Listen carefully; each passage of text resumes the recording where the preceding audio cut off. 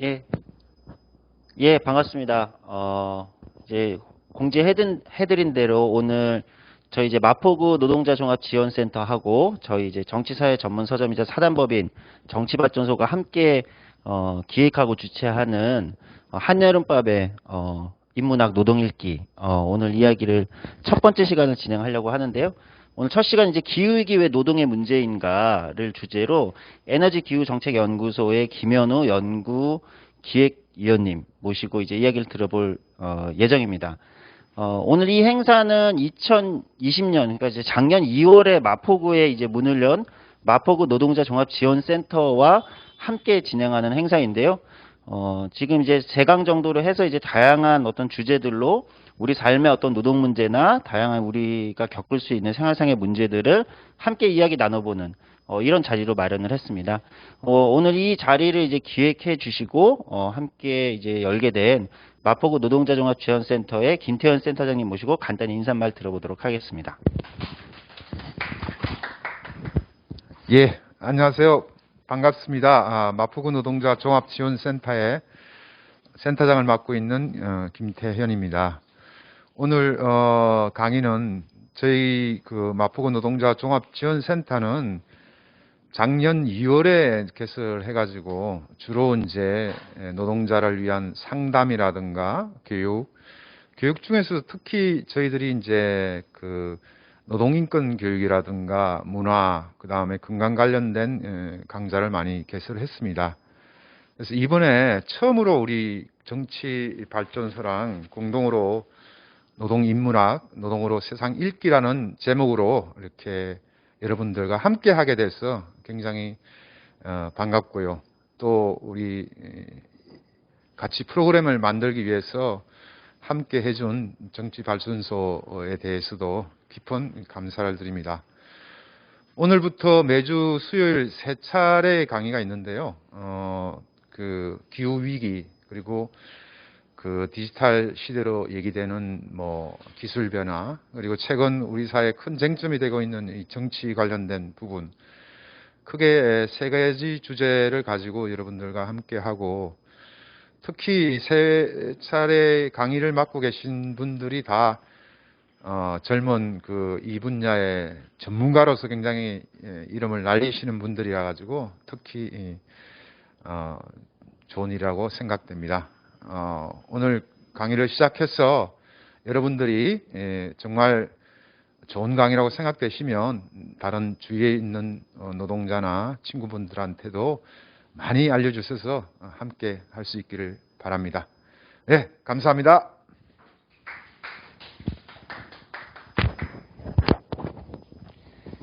네, 그럼 옆에 이제 오늘 강연회를 이제 같이 주최하게 된 마포구 노동자 종합지원센터 김태현 센터장님 말씀 잘 들었고요. 이제 본격적으로 바로 강연에 들어가도록 하겠습니다. 김현우 에너지기후정책연구소의 연구기획위원님, 이게 좀 어렵네요, 발음이. 연구기획위원님 모시고 오늘 이제 기후위기 왜 노동의 문제인가 이야기를 한번 들어보도록 하겠습니다. 네, 모시겠습니다. 잘 들리시죠? 네. 여러분들의 얼굴을 저는 볼 수 없어서 아쉬운데, 그래도 앞에 늘 계시다고 상상하고 열심히 해보도록 하겠습니다. 동영상을 먼저 하나 보고, 지금 3개를 준비했는데, 시간 관계상 맨 앞에 거 하나를 보도록 하겠습니다. 그, 한글 자막이 아래에 있거든요.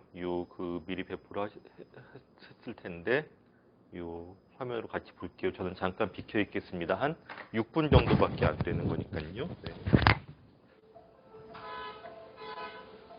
Climate change is the biggest threat facing humanity, and workers are at the front line. From a farmer in Spain to a miner in Poland, climate change affects us all. We are all on the same train. We know changes are needed to tackle climate change, but how can this be done in a way that's fair to all of us and doesn't threaten workers' rights and quality jobs? The climate change train left its platform in the 18th century with the Industrial Revolution. We didn't even realize it had departed from the station, but the fumes that have built our modern lives have been steadily increasing the Earth's temperature, and now payback time is beginning. If we carry on increasing the Earth's temperature above 2 degrees, we multiply the consequences we are already suffering. We can become one of the 300,000 people, including those in tourism and infrastructure builders, who will be affected each year by flooding.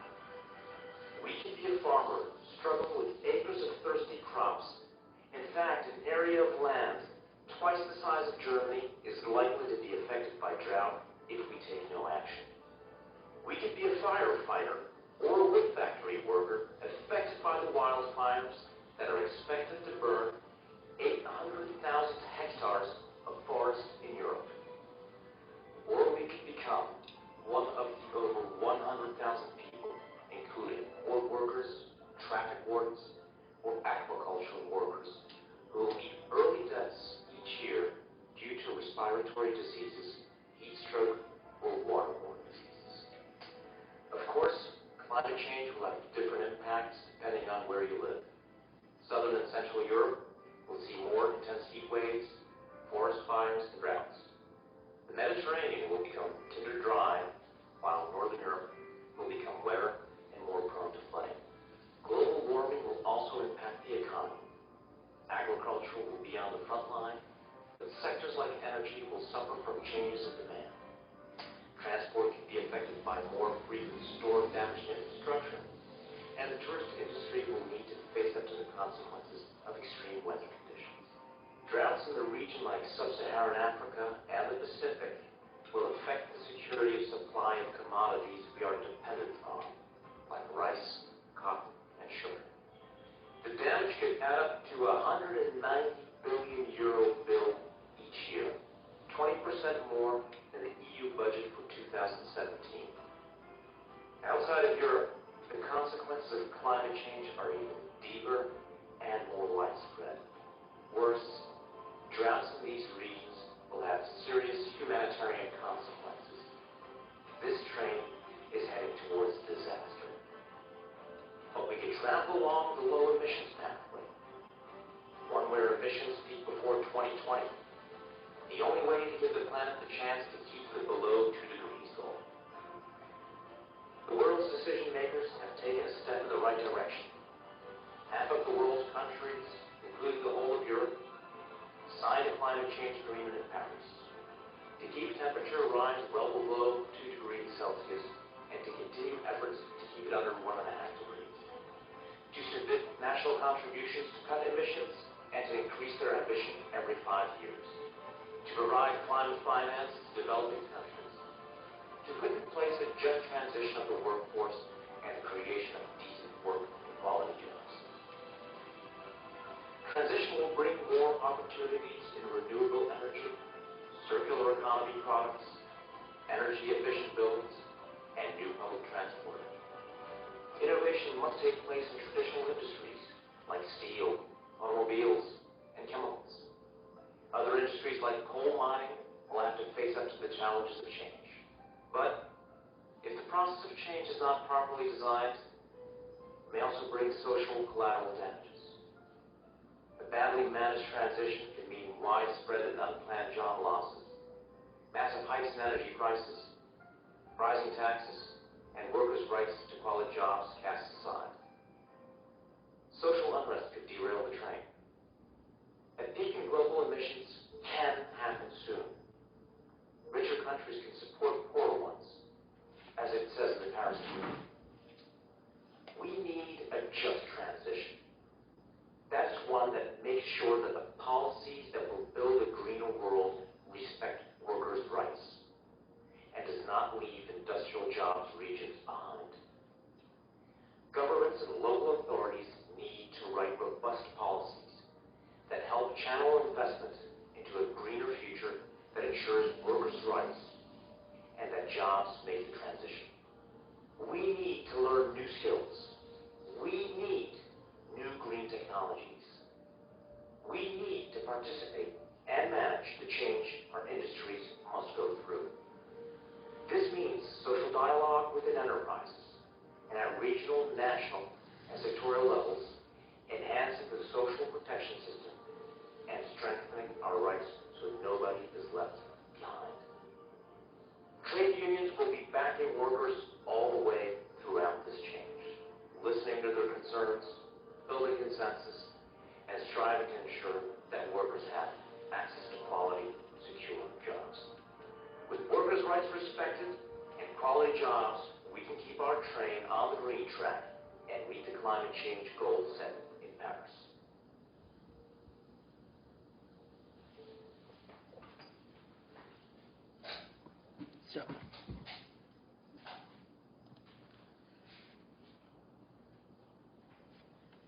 네, 제가 돌아왔습니다. 이 동영상은 유럽 노총에서 만든 건데요. 그러니까 한국하고는 노사관계도 분위기가 다르고 노동조합하고 정부와의 관계도 다릅니다만 오늘 제가 좀 들려드릴 이야기를 전반적으로 담고 있어서 먼저 맛보기를 해드렸고요. 일단 그 기후 얘기를 조금 자연 과학 시간 같은 얘기를 한 20분 정도는 할게요. 이게 불가피한데 기후가 오늘은 날씨 되게 좋죠. 비가 굉장히 근데 이상하죠. 막 그냥 소나기라고 이렇게 일기예보에서 얘기를 했는데 소나기 치고는 장마 느낌이 나는 비가 이렇게 왔습니다. 그러니까 이렇게 좀 들쭉날쭉하죠. 그래도 오늘은 날씨가 굉장히 정말 가을 하늘, 초가을 같은 좋은 날이었죠. 근데 날씨랑 기후의 차이부터 먼저 좀 말씀을 드리자면 조천호 선생님이라고 국립기상과학원장 지낸 분이 즐겨 쓰는 비유로 사람으로 치면은 날씨가 기분이라면은 기후는 성품이다 이렇게 비유를 하시거든요. 그러니까 내 가까운 친구가 기분이 나쁘면 우린 별로 걱정을 안 하죠. 뭐 무슨 나쁜 일이 있나 보다. 집에 무슨 일이 있나 봐. 곧 기분 좋아지겠지. 그런데 내 친구가 갑자기 성품이 바뀌었다.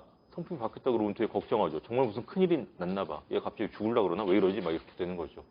그러니까 이렇게 그 사람의 기분이 이렇게 축적이 돼서 일정한 구조, 패턴을 만든 게 성품입니다. 기후도 마찬가지죠. 매일매일의 날씨가 축적이 돼서 일정한 어떤 패턴을 만든 게 기후입니다. 보통 30년 동안의 날씨를 기준으로 기후를 얘기를 하죠. 그래서 아열대 기후, 열대 기후, 온대 기후, 사바나, 툰드라 기후 이런 게 다 기후입니다. 그런 일정한 특징을 갖는 것이죠. 지중해성 기후 같으면 여름에 이렇게 고온 건조한 날씨가 계속되고 겨울에 이렇게 비가 와서 올리브나 포도를 재배하기가 좋은 날씨죠. 그래서 인류는 그러한 기후에 맞춰서 몇백 년, 몇천 년을 살아온 거예요. 지중해 쪽 사람들은. 그리고 또 하나는 기후를 좌우하는 가장 중요한 건 물입니다. 사실. 우리의 모든 에너지는 빛과 열은 태양에서 오죠. 근데 그 태양에서 오는 에너지가 어마어마한 양의 바다에 저장이 되어 있는 거예요. 요즘 물은 가장 천천히 데워지고 가장 천천히 식는 비열이라고 하죠. 비열이 1인 물질이기 때문에 이 태양 에너지의 엄청난 양이 이제 바다에 저장이 되어 있고 바다는 이렇게 해류를 따라 움직이고 그 다음에 이제 공기를 만나고 육지와의 작용 속에서 독특한 기후가 만들어지는 거예요. 그래서 지중해성 기후라는 것은 이 지중해라는 바다를 끼고 있는 북아프리카랑 이 남유럽 사이에 이 관계 속에서 형성이 되는 겁니다. 근데 기후 변화라는 것은 그런 어떤 패턴이 깨지는 겁니다. 지중해성 기후답지 않고 온대 기후답지 않고 한국은 봄, 여름, 가을, 겨울이 뚜렷하고 여름에는 덥지만은 딱 또 장마 한 2주 딱 오고 겨울에는 추워. 그러나 딱 한 3만 4온이 되고 뭐 한 2주 정도 버티면 또 봄 오고 그런 날씨였는데 그러한 패턴이 사계절도 불분명해지고 봄, 여름 짧아지고 여름은 길게 늘어지고 이게 더 변화가 되는 거죠. 뭔가 일이 벌어지고 있습니다. 그리고 티핑 포인트라고 많이 들어보셨나요? 1.5도 티핑 포인트. 그러니까 산업혁명 이후에 지구의 평균 온도가 1도 정도 이미 상승을 했어요. 근데 0.5도 정도 더 올라가면 더 걷잡을 수 없는 온도 상승이 일어나고 되돌릴 수 없는 지경으로 넘어가 버린다는 뜻입니다. 그것을 과학자들이 이제 1도 더하기 0.5도, 1.5도로 지금 보고 있습니다. 그런데 이 아래의 그래프를 보시면 10만 년 전부터 평균 온도 변화인데 온도가 낮을 때를 빙하기라고 하고 높을 때를 간빙기라고 하죠. 근데 빙하기, 간빙기 사이에는 섭씨 8도 정도 차이가 납니다. 아니 그러면은 뭐 8도 정도도 오르내렸는데 1.5도 갖고 무슨 티핑 포인트라고 난리냐라고 얘기할 수 있겠지만 온도의 이 오르내리는 폭도 중요하지만 그 변화의 속도가 또 중요합니다. 그래서 이렇게 3, 4도가 몇만 년 동안 변한 것은 별 문제가 안 되는데 우리가 100년, 200년 사이에 이제 온도가 1도, 2도 올라가는 거는 우리 체온이 39도, 40도 올라가는 거랑 마찬가지인 거죠. 그래서 이제 걱정이 되는 것이고, 또 하나는 이 10만 년 전부터 지구에는 현생 인류가 살았습니다. 호모 사피엔스 사피엔스죠. 우리랑 IQ도 같아요. 손발 구조도 같고. 그런데 원시 생활을 했죠. 원시인. 동굴 속에서 살면서 수렵 채집 생활로 살아갔습니다. 왜냐하면 머리가 나쁜 게 아닌데 기후가 나빴기 때문이에요. 전반적으로 지구 전체 대륙이 빙하로 덮여 있었고 달리 살 방법이 별로 없었던 거죠. 그런데 12,000년 전 정도가 되니까 온도가 상승을 하더니 딱 일정하게 따뜻한 기온이 유지가 됐습니다. 그래서 지금과 같은 섭씨 한 평균 15도 정도가 유지가 된 거죠. 이러한 변화가 인간한테는 큰 기회가 됐습니다. 해수면이 상승을 했죠. 그러니까 빙하가 높지 않아요? 이 엄청난 빙하가 바닷물에 합쳐지니까 해수면이 상승해서 지금과 같은 5대양 6대주의 모양이 형성이 됐고, 또 하나 중요한 변화는 이 빙하가 녹은 물이 바다로 흘러들면서 강 어귀에 비옥한 삼각주를 형성을 했겠죠. 그러니까는 자연스럽게 이제 뭐 밀도 자라고 옥수수 자라고 이거 먹을 수 있는 거네? 더 편하네? 그러니까 정착 농경 생활이 시작되고 문명이 시작되고 계급도 시작되고 왕조도 시작되고 그랬던 거죠. 그래서 인간의 인구도 굉장히 늘어나고 사는 곳도 굉장히 지구 곳으로 넓어졌죠. 그래서 지금의 지질 시대를 과학자들은 현세, 지금의 시대 또는 홀로세라는 거는 완전하다는 뜻이거든요. 그 인간이 농경 문명을 이루고 살기에 정말 기적적으로 맞춤한 환경이 만들어졌다고 해서 홀로세라고도 얘기를 하고, 또 충적세라고도 얘기를 합니다. 신생대 제사기 네 번째 시기인데 충적평야가 만들어진 시기라고 해서 충적세라고 얘기를 합니다. 자, 그래서 온도가 올라가서 안정화된 건 좋았는데 이게 신압으로 이렇게 더 올라가고 있다는 거예요. 확실히 산업혁명 이후 1800년대 중반부터 확실히 그런 게 발견이 되고, 또 하나 과학자들이 주목한 것은 대기 중에 이산화탄소 농도와 온도가 같이 따라서 오르내린다는 거죠. 이거 되게 뭔가 관계가 있나 보다. 우리가 상상할 수 있겠죠. CO2가 많아지면 말하자면 비닐하우스가 두꺼워진다고 보면 되는 거죠. 그래서 산업혁명 시작할 때쯤에 CO2 농도가 260 ppm이었습니다. 그러니까 100만 개의 공기 분자 중에 이산화탄소가 260개였어요. 근데 지금 410 ppm을 넘어갔거든요. 410개가 넘어갔는데 이렇게 그러면은 CO2 농도에 비례해서 올라간다고 하면은 온도가 어디까지 올라가는 거야? 그래서 과학자들이 이제 모델링을 하고 데이터를 만들어서 검증을 해온 겁니다. 그게 이제 IPCC 그 온난화 보고서 이런 쪽으로 나오는 거죠. 그래서 이제 1.5도가 아니라 이제 2도, 뭐 3도까지도 올라갈 가능성이 있다라고 최근에 보고가 나오고 있습니다. 그런데 기후 변화는 이 CO2 온실가스라고 하는데 이 온실가스만 일으키는 건 아니에요. 자연적인 작용도 있습니다. 그러니까 지구의 공전궤도, 태양과 지구 사이의 거리나 각도, 자전한 각도가 변하면 기후가 변하죠. 근데 그게 변할 일은 거의 없죠. 네. 또 하나는 태양의 흑점의 변화도 관계가 있습니다. 11년 주기로 변하는데 거기에 따라서 태양 에너지가 많이 오거나 적게 오거나 하죠. 화산의 활동도 기후를 바꿉니다. 화산이 막 분출하면은 뜨거워지기도 하고, 또 화산재가 이제 구름을 만들어서 그 태양빛을 차단하면 또 추워지기도 하죠. 그런데 과학자들은 이러한 자연적인 기후 변화 작용이 있다는 걸 부인하는 게 아니라 그것을 뚫고서 뚜렷하게 기후 변화를 야기하는 새로운 것이 발견된다는 거예요. 그게 이제 온실가스 농도의 증가인 거죠. 자, 아까 제가 신생대 제사기 충적세라고 말씀을 드렸어요. 지금의 지질시대를. 지구의 역사가 한 46억 년 정도 되는데, 이 지질시대는 생물종의 큰 변화를 기준으로 나눕니다. 그러니까 고생대 페름기 말이나 중생대 백악기 말에는 대멸종이 일어났죠. 우리가 제일 잘 아는 공룡의 멸종처럼. 이때마다 지구상의 생물종이 60%에서 90% 정도까지가 멸종을 했고, 평균 온도도 1.5도, 2도 이상 변했다는 겁니다. 그러니까는, 근데 물론 멸종이 하루아침에 오는 건 아니에요. 공룡이 소행성이 충돌했다고 바로 멸종한 게 아니라 멸종하는데 몇십만 년 걸렸습니다. 그러나 이 광대한 지질 시대를 통틀어서 보면 대멸종이 일어나는 거예요, 이게. 어쨌든 그래서 그 평균 온도와 이 생물종의 큰 변화가 관계가 있다는 것이고요. 또 하나는 요즘의 과학자들, 이 대기 과학자, 지질학자들이 야, 더 이상 홀로세나 충적세라고 부르는 건 부족하다. 이렇게 주장을 했어요. 인류세다. 인류의 지질시대다. 굉장히 구체적이고 진지하게 얘기를 합니다. 인류세가 1945년 7월 16일 날 시작됐다는 학자들도 있어요. 아니 이게 무슨 기념일도 아니고 누구 생일도 아니고 어떻게 특정한 날에 지질시대가 시작이 되냐. 이상하죠. 이날 미국 뉴멕시코주 사막에서 최초의 핵폭발 실험을 한 겁니다. 미 육군이. 그러니까 히로시마에 원폭하기 한 달도 안 돼. 그러니까 폭탄 다 만들어 놓고 잘 터지나 어떤 영향이 있는지를 해본 거죠. 과학자들의 주장은 먼 훗날의 지질학자들이 지층을 조사해 보면은 이날 이후의 지층에서 세슘 137, 스트론튬 이런 원소가 발견될 거라는 거예요. 그 전에 없었던 거죠. 왜냐하면 이건 자연 방사능이 아니라 인위적인 핵 분열로만 만들어지는 생성되는 방사능 원소거든요. 인류가 지층에 뭔가 흔적을 남겼네? 원소를 만들었네? 또 하나의 인류세 증거가 될 거는 몇백 년 지나도 썩지 않고 남을 플라스틱이겠죠. 그리고 한반도 쪽을 집중 조사한 지질학자는 닭뼈가 엄청나게 발굴되는 걸 보고 놀랄 거예요. 아니 이게 무슨 일이 일어난 거지? 왜 닭이라는 조류가 이렇게 많이 늘어난 거예요? 갑자기? 놀라겠죠. 우리는 이유를 알죠. 근데 여기서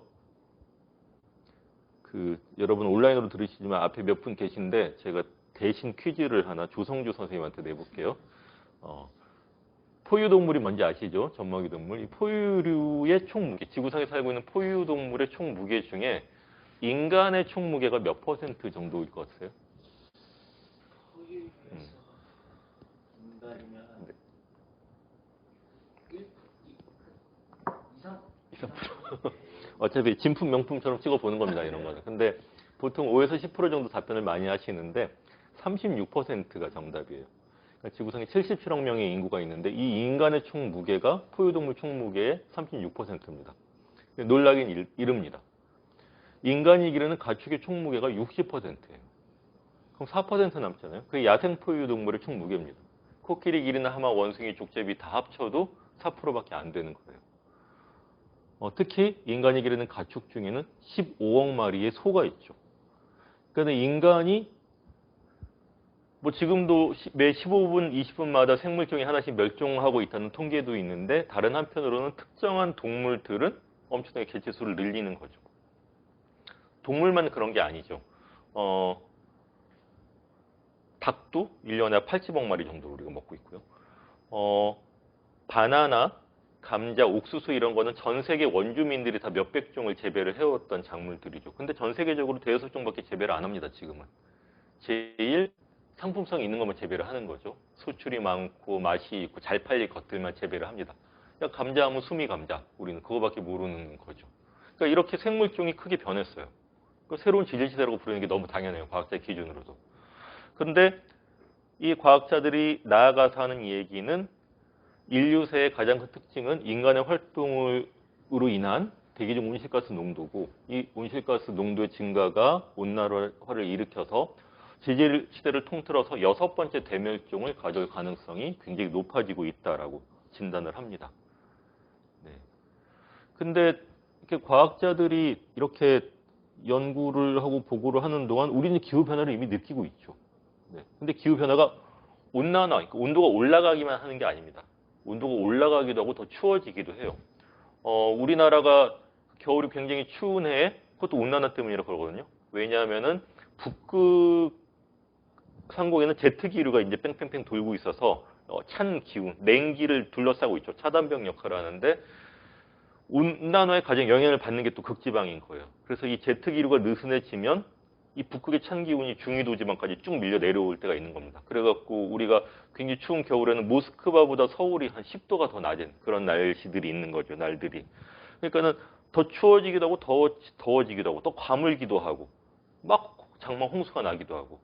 그래서 작년에 54일 동안 우리가 긴 장마를 겪었는데 그때 뉴스 프로에 이제 전문가들이 불려 나와갖고 이제 묻잖아요. 앵커들이 왜 이러냐고. 그러니까 앵커가 내년에도 이렇게 장마가 길게 오나요? 전문가들 뭐라고 그랬게요? 모릅니다. 몰라요. 근데 이렇게 길게 올 수도 있고 반대일 수도 있다. 그러나 확실한 건 지난 30년 동안의 평균의 날씨와 비교한다면 앞으로 30년 동안은 그러한 예외적인 기상이 훨씬 많아질 거라는 건 분명하다라고 얘기를 하는 거죠. 그래서 이 아래 그래프에서 보시듯이 평균 온도는 이렇게 이제 그래프가 이렇게 올라가는데 이 분산인도 같이 커집니다. 그래서 극단적인 폭염 일수가 훨씬 많아지는 거죠. 1년에 0.1%밖에 안 됐던 날씨가 14.9%까지 올라가는 거죠. 그래서 뭐 킬리만자로에 만년설이 높고 뭐 그린란드 빙하가 높고 그러고 있지만 어디는 가뭄, 해일, 홍수. 그래서 저는 근데 의외로 우리가 기후변화가 진짜 어떻게 우리한테 오고 있지? 경험되는 거지? 이거를 사람들이 구체적인 이미지가 없습니다. 설국열차처럼 하루 이틀 안에 오는 게 아니거든요. 하루 이틀 사이에 불바다가 되는 것도 아니고 빙하시대가 되는 것도 아니에요. 그러나 예컨대 이런 겁니다. 인터스텔라라는 영화 많이 아실 텐데 여기서 저는 인상적인 첫 장면들이 있어요. 이렇게 자동차로 달려도 계속 옥수수밭만 나와요. 왜냐면 미국이 기후변화 때문에 가뭄하고 병충해에 강한 옥수수로 주식을 바꾼 거죠. 밀을 더 이상 재배를 못하고. 그리고 그 이 아래에도 인터스텔라 장면인데 되게 초라한 야구 경기장인데 사실은 월드시리즈 경기예요. 뉴욕 양키즈 경기인데 모래 폭풍이 갑자기 몰아닥쳐서 경기가 제대로 진행이 안 되는 거죠. 이게 기후변화의 일상에 가까울 것 같아요. 이런 날에도 오늘 너무 봄날답게 좋네. 오늘은 가을날답게 좋네. 오늘은 쨍하고 춥네. 이런 날들도 있겠지만 그렇지 않은 날들이 훨씬 많아지는 일상이 되는 겁니다. 근데 이렇게 사는 나라들이 많이 있어요. 남태평양의 섬나라들은 해수면이 상승을 해갖고선 제대로 땅에서 농사를 지을 수가 없고 쫓겨나야 되고 뭐 중동이나 아프리카의 나라들이라든지 그 다음에 바로 지난달에 이 중부 유럽의 폭우 여기는 그렇게 갑자기 비가 오는 날씨가 아니기 때문에 강은 늘 그냥 찰랑찰랑 잔잔하거든요. 라인강이든 뭐 다 그렇습니다. 그러니까 거기에 맞춰서 집하고 농토도 바로 강 옆에 이렇게 있고 뚝뚝 그렇게 제방도 높지 않고 이런 거예요. 근데 그 몇백 년 동안 중부 유럽 사람들이 겪지 못했던 것들이 밀어닥치는 거죠. 어떤 뭐 지금 터키의 산불, 그리스 산불 이런 것들입니다. 그러니까는 단지 날씨가 좋고 나쁘고가 문제가 아니라 우리가 당연시해왔던 야외 스포츠 활동이랄지 이런 게 다 교란을 받고 경제활동도 교란을 받는 거죠. 어떻게 보면 코로나19 상황하고 되게 비슷한 점이 있을 거예요. 그러니까는 일주일 뒤에 계약이 예정되어 있는데 갑자기 취소될 수도 있고 그리고 언제든지 동네 슈퍼에 가면은 라면하고 생수는 있을 것이라고 기대를 했는데 그게 어려워질 수도 있는 거죠. 그래서 이러한 것들이 하루아침에 멸종이 오는 게 아니라 이러한 기후의 교란과 경제활동과 사회적 관계의 교란이 길게 이어질 때 그나마 코로나는 우리가 백신하고 치료제 개발되면 뭐 다른 팬데믹이 또 계속 온다는 전망도 있지만 여하튼 한 고비를 넘어간다는 게 있죠. 근데 티핑 포인트를 한번 넘어간 지구는 길게 이어지는 이런 준전시 상태랄까요? 장기적인 비상 상태 이런 것들이 계속된다고 봐야 될 것 같습니다. 그럼 거기서 우리는 어떻게 살아갈 것인가? 어떠한 정치가 필요하거나 어떤 정치가 닥칠 것인가? 독재자가 오지 않을까? 종족 분쟁이 오지 않을까? 아니면은 뭐 이 사기꾼 조폭들이 이제 동네의 주인공이 되지 않을까? 우리는 누구랑 어떻게 살아야 되지? 이런 상상들을 해봐야 되는 것이죠. 그리고 한반도는 전 세계가 1도 올라갔을 때 이미 1.56도가 상승을 했습니다. 국토가 좁은 데다가 도시화도 많아졌고 온실가스 배출이 늘 많기 때문이기도 해요, 우리가. 그래서 이 남해안에서 그 키위 재배하던 건 20년 전부터 했고 지금은 이 고흥 이런 데서는 애플망고나 한라봉 이런 걸 재배를 합니다. 그래서 우리가 슈퍼에 가도 국내산 아열대 과일이 그리 비싸지 않은 가격에 나와서 반갑죠. 잘 됐다, 맛있다. 근데 우리가 애플망고만 먹고 살 수는 없는 거예요. 우리의 주곡, 그 다음에 엽채류 이런 채소 같으면은 점점 재배가 어려워질 거예요. 한반도가 2도 이상 상승을 하면 배추를 키울 수 있는 데는 개마고원 정도밖에 안 남을 거거든요. 우리 김장철의 배추를 만주나 시베리아산을 수입해서 김장을 하거나 아니면은 이 베트남처럼 이렇게 주식 요리법이나 재료를 바꾸거나 이래야 되는 거죠. 이 한반도에도 이제 기후 멸종종이 발생을 하고 있습니다. 이 구상나무라는 게 한라산하고 이 지리산 정상부에 자생하는 천연 기념물이죠. 근데 이게 하얗게 말라 죽는 이유가 겨울에 적설량이 적어지니까 새순이 나고 자라야 될 봄 때 수분이 부족해지는 거예요. 그리고 이런 그 장마 말씀도 드렸고 미세먼지도 사람들이 지금도 중국발 하는데 중국에서 발생하는 거 적어졌습니다. 중국이 살기 위해서도 중국 공산당이 위신을 유지하려기 위해서도 미세먼지 발생온도 줄이고 나무 열심히 심습니다. 근데 왜 우리가 미세먼지를 느끼냐? 고농도 미세먼지 일이 많아진 건데 그건 대기 정체가 많아져서 그래요. 근데 대기 정체도 온난화 때문에 성층권과 지표 사이에 온도 차이가 줄어들고 바람이 잘 안 불고 정체 날이 많아지기 때문인 거죠. 해수면 상승도 문제죠. 해수면이 한 1m 상승하면 이 부산 이 센텀시티가 이렇게 잠깁니다. 가덕 신공항을 할 때가 아니에요. 어차피 못 써먹습니다. 네. 근데 그린란드 빙하가 다 녹으면 한 6m 정도 상승도 예상이 되거든요. 그럼 뭐 이 바닷가 가까운 대도시들은 뭐 인천, 뭐 서울도 멀지 않거든요. 별로 안 높습니다. 부산 뭐 다 마비가 되겠죠. 여하튼 이렇게 우리가 이미 이 기후의 변화, 작물의 변화 또 여러 가지 변화들을 느끼고 있는데 왜 잘 모르느냐? 이걸 따로따로 뉴스에서도 따로따로 나오거든요. 기후변화 얘기는 국제면 시위를 했대더라. 무슨 보고서가 났대더라. 에스키모가 뭐 북극곰이 어땠대더라. 과학면 세상에 이런 일이 이런 쪽으로 나오는 거죠. 그런데 이렇게 아까 그 기후변화 대응을 열심히 하는 예컨대 유럽의 나라들 같으면은 9시 뉴스 헤드라인이 기후변화예요. 자기 나라의 일로. 근데 기후변화 대응을 제일 열심히 하는 정당과 정치인들이 많이 당선이 됩니다. 근데 우리나라는 지금 벌써 대선 국면인데 주요 후보도 기후변화 얘기하나요? 지나가는 말로 우리도 걱정합니다. 대비해야 됩니다. 그러나 새로운 성장 기회입니다. 잘할 수 있습니다. 이런 식으로 얘기를 하는 거죠. 정치 얘기는 3강에서 조성주 선생님이 또 자세히 해주실 거니까. 어쨌든 그리고 특히 2019년이 이제 기후 위기, 기후 비상의 해로 기억되는데 이 그레타 툰베리 같은 선도적인 활동도 있었지만 이렇게 극단적인 날씨들이 정말 많았어요. 서유럽이 한 달 이상 42도 폭염이 계속됐고 호주 산불이 안 꺼지고 남극이 섭씨 20도까지 올라가서 새끼 펭귄이 꾀죄죄 굴렀어요. 그 다음에 코로나 바이러스가 너네들이 이래도 기후변화를 인식을 안 할래, 대응을 안 할래라고 이제 정말 노골적으로 우리한테 경고를 보낸다는 그런 느낌이 들죠. 그리고 코로나 바이러스 때문에 뭐 여러 가지 또 우리가 일들이 있는데 흥미로운 것은 코로나 바이러스와 팬데믹과 기후변화가 뿌리가 같죠. 생태계 파괴와 이제 기후변화가 작용을 한 건데 또 하나 흥미로운 것은 코로나 덕분에라고 하긴 좀 그렇긴 한데 표현이 여하튼 코로나 상황에서 온실가스 배출이 상당히 줄었습니다. 우리가 티핑 포인트를 막으려면은 2050년까지 탄소 배출을 제로로 만들어야 되고 그러려면은 매년 한 5에서 10% 정도씩 온실가스 배출을 줄여야 되거든요. 근데 작년 올해 온실가스 배출량이 세계도 그렇고 한국도 그렇고 한 7% 정도 줄었어요. 그럼 단순히 계산을 하면은 계속 이대로 가면은 배출 제로 성공합니다. 백신이 실패를 하거나 치료제가 안 되거나 아무튼 단순 산수로는 그렇다는 거예요. 근데 또 하나 참고로 할 만한 숫자가 우리나라가 온실가스 배출이 14% 줄었던 해가 한 번 있어요. 1998년이죠. IMF 사태 때. 그렇게 많이 기업이 도산을 하고 신용 불량자가 나오고 노숙자, 자살자가 발생한 경기 위축의 상황에 14% 줄었다면은 또 단순히 계산해 보면은 그럼 IMF 때의 고통의 절반 정도를 뾰족한 수를 내지 않으면은 계속 적든지 그래야지 이렇게 매년 7% 정도씩 줄어갈 수 있다는 거죠. 근데 이 그래프가 많은 것을 보여주고 있습니다, 사실. 그러니까 이제까지 역사적인 어떤 위기, 정치사회 위기 때마다 배출이 줄었어요. 대공황 때 13% 줄었고, 2차 대전 말에 7% 줄었고,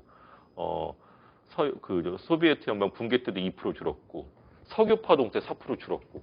근데 곧 반등을 했죠. 다시 배출량은 늘어났습니다. 특히 1945년부터 70년대까지는 지속적으로 급히 늘어났죠. 그리고 그렇게 안 꺾이는데 이유는 당연합니다. 집집마다 텔레비전, 냉장고, 세탁기, 승용차를 갖기 시작을 한 거예요. 그리고 그것을 생산하고 보충하기 위해서 계속 돌아간 거죠. 에너지를 소비하고 화석연료를 썼기 때문이죠. 그래서 그런 추이와 구조가 변하지 않으면은 당연히 구조적으로 급격한 온실가스 감축은 불가능합니다. 그래서 코로나 상황이 이렇게 하면 온실가스 배출을 줄 수도 있구나.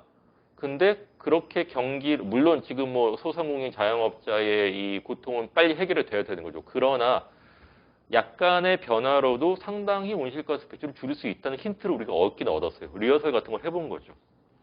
근데 문제는 한국을 포함해서 각국의 정부들은 빨리 코로나를 극복하고 경기도 진작을 해서 다시 옛날로 돌아가는 똑같은 생산과 소비 패턴으로 돌아가려고 한다는 게 비극입니다. 그래서 코로나 위기가 지나가면 다시 행복해지지 않을까라고 의사 선생님이 말씀을 하고 있지만 이 안 보이는 기후 위기라는 파도가 같이 닥치고 있는 거죠. 자, 과학 시간 같은 얘기를 10분만 더 할게요. 재미가 없진 않으시죠? 네.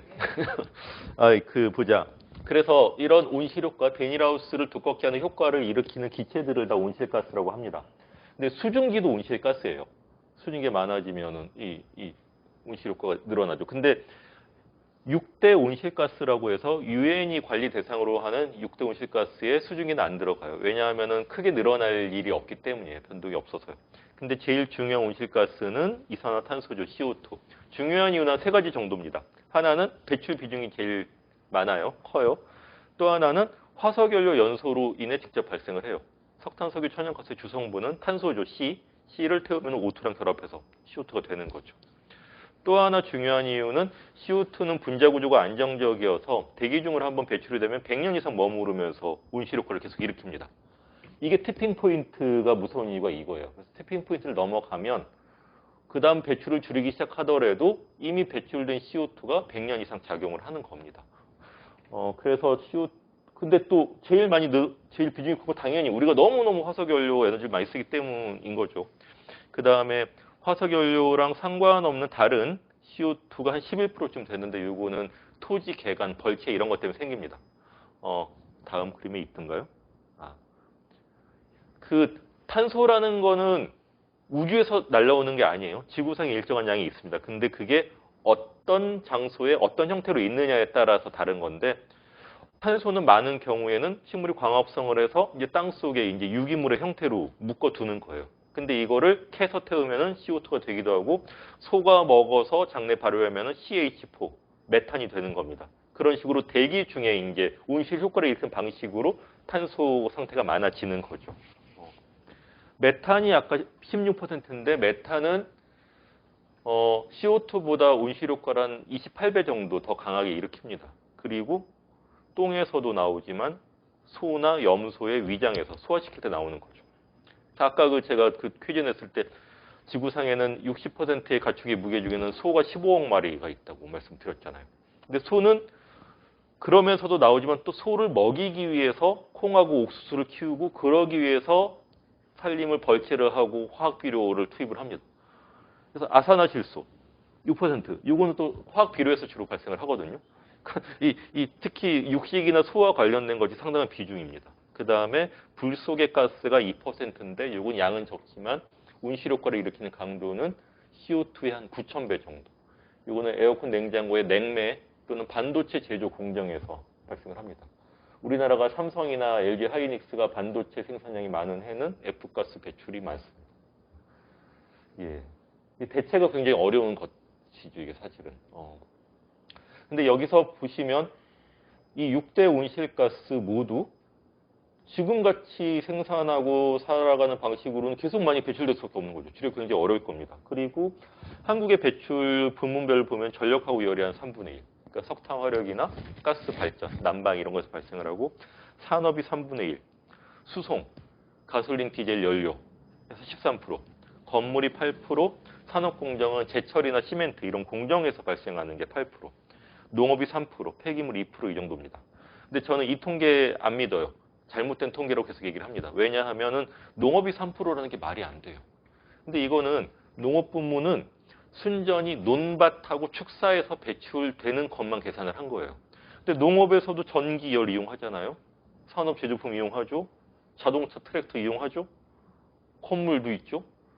그 농업은 왜 이걸 제외해? 간접 배출 제외하는 거예요. 그러니까 착시 효과인 거죠. 또 하나는 우리나라는 식량 자급률이 50%가 안 되죠.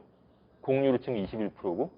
그러니까 다른 나라에서 그 농업이 배출되는 거는 우리가 안 계산을 하는 거죠. 게다가 또 농업이 점점 더 시장이 세계화되다 보니까 더 많은 포장, 유통, 마트, 진열, 또 마트 가기 위해서 또 우리가 승용차를 타고 가죠. 그렇기 때문에 사실은 먹거리와 관련된 게 상당한 부분입니다. 그래서 우리나라 공식 온실가스 배출 통계는 이렇게 되는데 다른 국제기관에서는 농업이 아니라 푸드, 먹거리로 하면은 전체 배출의 26%. 그 다음에 음식물 폐기까지 계산하면 34%까지 올라갑니다. 그러니까 우리가 생산 기른 다음에 이거를 우리 식탁까지 오지 않고 산지 폐기라든 유통 관련해서 폐기하는 게 한 30% 되거든요. 생산된 식재료 중에서. 그런 것까지 계산을 하면은 사실 우리가 먹는 것과 관련된 게 34%, 3분의 1이에요. 근데 그렇다고 우리가 굶어 죽으라는 거냐? 그 얘기는 아니죠. 근데 우리가 산업혁명 이후에 농업혁명, 산업혁명, 농업혁명 이전에 먹고 사는 방식과 다른 방식으로, 게다가 불필요할 정도로 많은 육류 소비, 또 너무 제철 식재료가 아닌 것들에 익숙하고 그렇게 강요를 받다시피 하죠. 그렇게 하다 보니까는 우리가 선택할 수 없는 먹거리 이용 때문에 발생하는 게 이만큼 늘어났다고 봐야 되는 거죠. 이렇게 이유가 나왔으면 사실 해법도 거꾸로 돌리는 겁니다, 사실. 불필요한 생산, 불필요한 소비 또는 그러지 않아도 되는 방식을 바꿔야 되는 거죠. 그리고 우리나라의 온실가스 배출을 보면은 여러분 지금 이 앞에도 지금 개인 텀블러 갖고 계시고 에코백 열심히 쓰시죠. 비닐 안 쓰려고, 종이컵 안 쓰고. 너무 소중한 개인의 실천인데 소중하긴 해도 너무 사소할 수도 있어요. 왜냐하면은 우리나라에서 가장 온실가스를 많이 배출하는 기업 10개, 상위 10개 기업의 배출량이 우리나라 총 국가 배출량의 절반입니다. 그러니까 이런 기업에서 조금씩 또는 많이 줄이지 않으면은 국가 온실가스 배출량은 절대로 변하지 않아요. 우리가 아무리 종이컵을 안 쓴다고 해도 숫자를 정말 바꿀 수가 없습니다. 물론 개인의 실천이 의미가 없는 건 아니에요. 그러나 더 큰 인식의 확대와 더 필요한 제도의 변화로 연결될 때 의미가 있는 거지. 너무 우리가 이 텀블러만 들여다보고 있으면은 오히려 필요한 변화를 하지 못하게 할 수도 있습니다. 5월 달 말에 피포지라고 이 녹색 성장 정상회의가 서울에서 열렸는데 이때 문재인 대통령께서 개인의 사소한 실천이 중요할 때라고 여러 번 얘기를 하셨어요. 개인의 사소한 실천이 중요하려면 국가의 큰 실천도 좀 보여줘야죠. 같이 가야지 일이 되는 거지. 개인의 사소한 실천만 하면은 우리가 무슨 호구죠, 사실은. 네. 어쨌든 근데 문제는 이겁니다. 이 다배출 기업들은 제철, 시멘트, 그 다음에 석탄화력 발전, 반도체 이런 회사들이에요. 이런 회사들을 온실가스 많이 배출한다고 야 줄여라 하면은 이런 기업들이 우리를 먹여 살린 기업일 수도 있는 거죠. 수출을 주도하고 가장 많은 일자리를 만들고 세금도 많이 내고. 그러면은 이 딜레마를 어떻게 해결할 건지를 우리가 얘기를 해야 되는 거예요. 사실은 그런 게 이제 뭐 그린 뉴딜이나 탄소 중립 정책 전략에는 이런 얘기들이 포함이 돼야 되는 겁니다. 그래야지 실효 있게 변화를 만들 수가 있겠죠. 여기서 좀 재미없어 보이지만 중요한 슬라이드를 제가 보여드리는 건데요. 이게 뭐냐 하면은 기후 변화가 불확실하다는 얘기예요. 아니 저 강사는 아까 뭐 인터스텔라 뭐 그 준정시 장기 비상사태 막 뭐 이렇게 얘기를 하더니 이제 불확실하대 저 사람 뭐야? 라고 하겠지만 이 그림에서 확실한 건 하나밖에 없어요. 이 화석 얼만큼 석탄, 석유, 천연가스를 캐서 태우면은 CO2 농도가 몇 ppm이 되는지는 계산기를 두드릴 수 있습니다. 확실하게 나와요. 근데 나머지는 다 불확실합니다. 대기 중 CO2 농도가 260에서 410 ppm이 됐고, 근데 이게 420, 430, 450이 되면은 정확히 몇 도가 상승하느냐가 불확실합니다. 그래서 과학자들도 50% 확률, 뭐 66% 확률로 몇 도에서 몇 도 사이 이렇게 얘기를 해요. 왜냐하면 기후 모델이 이걸 충분히 담을 수가 없어요. 특히 티핑 포인트를 넘어가면 온실가스 농도만 좌우를 하는 게 아니라 남극, 북극이 얼음으로 덮여 있을 때는 태양빛을 반사를 하는 거울이 되는데 이 녹으면 오히려 태양 에너지를 흡수를 하는 거죠. 그 다음에 김 빠진 콜라. 우리가 얼음잔에다가 탄산음료를 먹으면은 이렇게 탄산이 많이 녹아 있어갖고 이제 상쾌하잖아요. 근데 이게 얼음이 다 녹으면은 순식간에 김 빠진 콜라가 되는 거죠. 그러니까 바닷물이 용해하고 있는 CO2가 상당량이 되는데 이것도 온도가 올라가면 풀려납니다. 그 다음에 시베리아 영구 동토층에는 메탄이 엄청나게 이제 묻혀 있어요. 잠자고 있는데 이게 녹아서 드러나면은 또 메탄이 공기 중으로 분출이 되죠. 산불도 영향이 상당히 있습니다. 온난화가 되니까는 큰 산불이 많아져요. 캘리포니아, 아마존, 호주 안 꺼지는 큰 산불. 근데 그나마 광합성을 해서 탄소를 땅에 고정하는 흡수원, 그러니까 탄소 흡수원 작용을 하는 게 이 원시림, 산림인데 이게 이제 점점 없어지는 거죠. 심지어 그래서 아마존이 지구의 허파라 그랬는데 아마존에서 오히려 온실가스가 플러스 배출이 된다는 보고가 지금 나와 있을 정도입니다. 그리고 빙하도 이렇게 위에부터 살살살 녹는 게 아니거든요. 빙하학자들은 뭐 찢어지면서 녹는 그런다는 표현을 쓰는데 안쪽부터 이제 깨지기 시작하는 거예요. 우리가 얼음을 사탕을 이제 녹여 먹다가 무의식 중에 아자자 깨물죠. 그러면은 표면적이 넓어져서 급속히 더 빨리 녹잖아요. 그런 식으로 추가 작용이 있기 때문에 이 티핑 포인트를 넘어가면은 또 어떤 추가 작용. 근데 기후학자들은 이거를 모델에 정확히 넣기가 어려워요. 보수적으로 넣는 거죠. 그러니까는 1.5도는 더 빨리 다가올 가능성도 있고 우리의 준비 시간은 더 늦었을 수도 사실은 있습니다. 그래서 과학자들이 몇 프로의 확률 몇 도부터 몇 도 사이로 하는 과학자들의 방식이기도 한데 그게 불가피합니다. 근데 사람들한테 와닿질 않는 거예요. 아니 몇 월 며칠에 몇 도 올라가는지를 얘기를 하란 말이에요. 해야지 우리도 예산도 쓰고 법도 만들고 할 거 아닙니까? 그렇게 얘기를 하는 거죠. 그리고 이런 온도의 변화가 몇 센치의 수면을 정확히 상승시킬지 바람을 얼만큼 바꿀지도 너무 변수가 많고 이런 물리적인 변화가 얼만큼 사람들을 더 빈곤하게 할지 갈등을 유발할지 전쟁을 만들지도 불확실합니다. 미치고 팔짝들 노리시죠. 이 인과관계도 확실하고 경향도 확실한데 정확히 얘기를 할 수가 없는. 그러니까 과학적으로 불확실한 속성을 갖고 있습니다.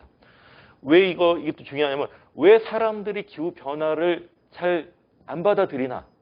왜 정치인들하고 언론이 반응이 없나를 우리들이 이해를 하는 방법이기도 해요. 그래서 설명이 어렵지만 그렇기 때문에 이러한 어떤 설명이 또 필요하구나. 방법, 접근이 필요하구나. 근데 더 어려운 게 기후변화 대응 정책의 효과가 불확실합니다. 우리가 기후변화 하면은 불상의 북극곰, 대하는 태양광 풍력이잖아요. 근데 태양광 풍력을 몇 기가와트 추가 설치하면 몇 ppm으로 낮아지냐? 너무 많은 변수가 있어요. 전력 전기 요금이랄지 이 전력망 그리드의 사정이랄지 그리고 돈은 굉장히 많이 드는데 효과는 10년, 20년 뒤에 나타날 수가 있겠죠. 적응 정책도 마찬가지입니다. 사람들한테 얼마큼 교육 공부를 하고 뭐 보험이나 기금을 만들고 지원을 하고 얼마큼 빈곤이 줄어들거나 전쟁이 줄어들거나 어려운 일이죠. 그러니까는 임기가 4년, 5년짜리 정치인들은 공무원들은 기후변화 대응하고 싶겠어요? 자기 임기 중에 효과가 나야지. 극장을 짓든지 뭐 다리를 놓고 4차선 도로를 해야지 표가 되는 거지. 이게 10년, 20년 뒤에 효과가 불확실한 거를 미쳤다고 설명하기도 어려운 걸 안 하려고 하죠. 이런 차이가 있습니다. 그럼에도 불구하고 납득을 시키고 변화를 만들어야 되는 거예요. 그래서 기후변화라는 거는 단지 과학적인 이론과 데이터만의 문제가 아니라 정치학의 문제이기도 하고 심리학의 문제이기도 한 거예요. 이 대표적인 기후회의론자, 부정론자 트럼프 트윗을 너무 좋아하잖아요. 이렇게 써 있어요. 와, 올 새해가 됐는데 여기 너무 추워. 지구온난화 그거 좀 갖고 와봐. 좀 써먹자. 이런 식으로 조롱을 하는 거죠. 근데 기후 부정론, 회의론, 아예 기후변화라는 과학적 현상을 부정하거나 이거는 태양 흑점도 있고 여러 이유가 있어 라고 하거나 인간이 어떻게 할 수 있다는 거 불확실해 라고 얘기하는 게 있고 이걸 디나이어, 또 스캡틱이라고 합니다. 근데 반면에 이런 기후위기를 경고하는 사람들에 대해서 알라미스트, 그러니까 불확실한 걸 갖고 사람들한테 겁만 준다. 이런 얘기가 평행선을 달려요. 쉽지가 않습니다. 우리나라는 근데 기후 부정론, 회의론보다는 기후 침묵이 사실은 지배적이죠. 근데 침묵이 벗겨지면 부정론, 회의론 이런저런 핑계들이 날 겁니다. 그래서 이 기후변화 심리학 이 책 되게 좋은 책이에요. 여러분 관심 있으면 꼭 보십시오. 조지 마셜이라고 영국 언론인이 쓴 책인데 왜 사람들이 기후변화를 생각조차 하지 않으려고 하는가. 그러니까 인간의 인지 구조하고 심리라는 거는 너무 거대한 문제, 감당 못할 문제, 멸종이 사실 대표적인 문제예요. 실존 이런 것들은 아예 생각하기 어렵죠. 또 내가 식탁 머리에서 이 얘기 잘못 꺼냈다가는 부모님하고 6개월 동안 의절할 것 같아. 이런 얘기는 안 꺼내려고 하겠죠. 근데 미국은 기후변화가 특히 공화당, 민주당 사이에 완전히 그렇게 갈리는 문제입니다. 근데 또 하나는 이런 것도 있어요. 이 책에 나오는 에피소드인데 기후변화가 북한 정권이 의도적으로 일으킨 현상이다 라고 알려진다면 이미 진작에 유엔하고 미국 정부가 나서서 해결했을 거라는 거죠. 그러나 기후변화는 그렇게 단순하지도 않고 북한은 배출량도 정말 조금이고 모든 국가, 그다음 심지어 우리도 어느 정도 연루가 되어 있죠. 공범으로든 묵인 방조자로든. 그러니까는 불편한 진실인 겁니다. 엘고 전 부통령이 만든 그 다큐 제목이 불편한 진실이잖아요. 또 하나 여기서 재미있는 장면이 나오는데 기후변화 대응이 굉장히 전 사회적으로 중요한 일이니까 생방송 끝장 토론을 할 만하겠죠. 그럼 패널이 4명이 나왔는데 한 명은 기후위기를 걱정하는 환경운동가, 한 명은 기후위기를 걱정하는 과학자, 한 명은 진보정당 정치인, 한 명은 기후회의론자인 언론인 이렇게 나왔다 치면 3대 1이잖아요. 우리가 이기겠죠. 근데 얘기는 어떻게 전개되냐면 진지한 얘기가 막 나오다가 이 회의론자가 한마디씩 던져 넣는 거예요. 그 IPCC 그 보고서 만든 사람들의 히말라야 빙하 해빙에 대한 통계 수치가 조작됐다던데요. 사실입니까? 태양광 패널 그 중금속 범벅 아닙니까? 그걸로 되겠습니까? 또 뭐 저기 그렇게 태양광 많이 돈 들여서 산사태 나고 막 이랬는데도 뭐 발전량은 1. 몇 %밖에 안 된다면서요. 이런 식으로 한두 마디씩 끼워 넣으면 토론은 엉망이 돼요. 시청자들은 기후변화가 과학적으로 확실한 게 아닌데? 어떻게 되는 거지? 무슨 말이 맞아? 이러면은 그래도 가장 빠른 시일 내에 행동을 시작을 해야 되는데 이게 다 가로막히는 거죠. 근데 저는 한국의 더 특수한 기후회의론을 발견하게 됐어요. 이런 토론이나 강의를 하면서. 한 가지는 이런 거예요. 야, 한국이 세계 온실가스 배출 화석연료 기준으로 7, 8위 정도 되거든요. 근데 야, 한국이 7, 8위 내지만은 전 세계 배출량이 한 2.9%, 3%밖에 안 돼. 한국이 열심히 먼저 온실가스 배출 줄일 필요가 없어. 미국하고 중국이 나서야지. 안 그러면 소용없어. 괜히 한국이 먼저 나섰다가 전기요금 올라가고 수출 경쟁력 깎아먹고 피곤해. 다른 나라들이 한 다음에 따라가면 돼. 이런 회의론이 하나 있고 한국이 뭘 못하게 되는 거죠. 또 하나는 이런 거예요. 야, 티핑 포인트 이미 넘었대. 우리 못 막는다는데 우리 다 멸종할 거야. 끝났어. 인간이 지구한테 한 걸 생각해봐. 그래도 싸잖아. 다 멸종할 거 소용없어. 수리나 먹자. 근데 이게 굉장히 광범위 퍼져 있는 기후회의론이에요. 뭐 저도 여러분들도 뭐 친구들이나 이렇게 이런저런 얘기하다가 그런 얘기 나올 거예요. 막 얘기 들을 거예요. 그리고 반박하기 굉장히 어렵습니다. 사실은 저는 그런 회의론의 절반은 진실일 수도 있다고 생각을 해요. 티핑 포인트 이미 넘어섰을 수도 있습니다. 못 막을 수도 있어요. 그다음에 한국의 배출은 상대적으로 적을 수도 있어요. 그러나 그 차이가 작으냐 하면 결국 그게 아니에요. 저는 그래서 오히려 불확실하지만 확실하고 하루아침에 멸종이 오지 않는다는 걸 요즘 강조하는 편입니다. 제가 이런 강의라는 게 여러분들한테 이제 공포감을 심어주고 좌절하게 만드는 게 제 목표는 아닌 거잖아요. 근데 저는 1.5도라는 임의적인 과학자들이 제시한 숫자는 있지만 1.5도가 전부가 아니에요. 1도가 올라갔는데도 열대산호초는 돌이킬 수 없이 죽었고 기후 난민들이 발생을 했거든요. 점점점 우리가 2달 동안 장마처럼 겪고 있는 거죠. 근데 1.5도가 의미 있는 선이긴 분명하지만은 1.5도 이후에 다 의미가 없는 건 아니에요. 1.6도 다르고 1.7도 다르고 2도 다르고 2.1도 다를 거예요.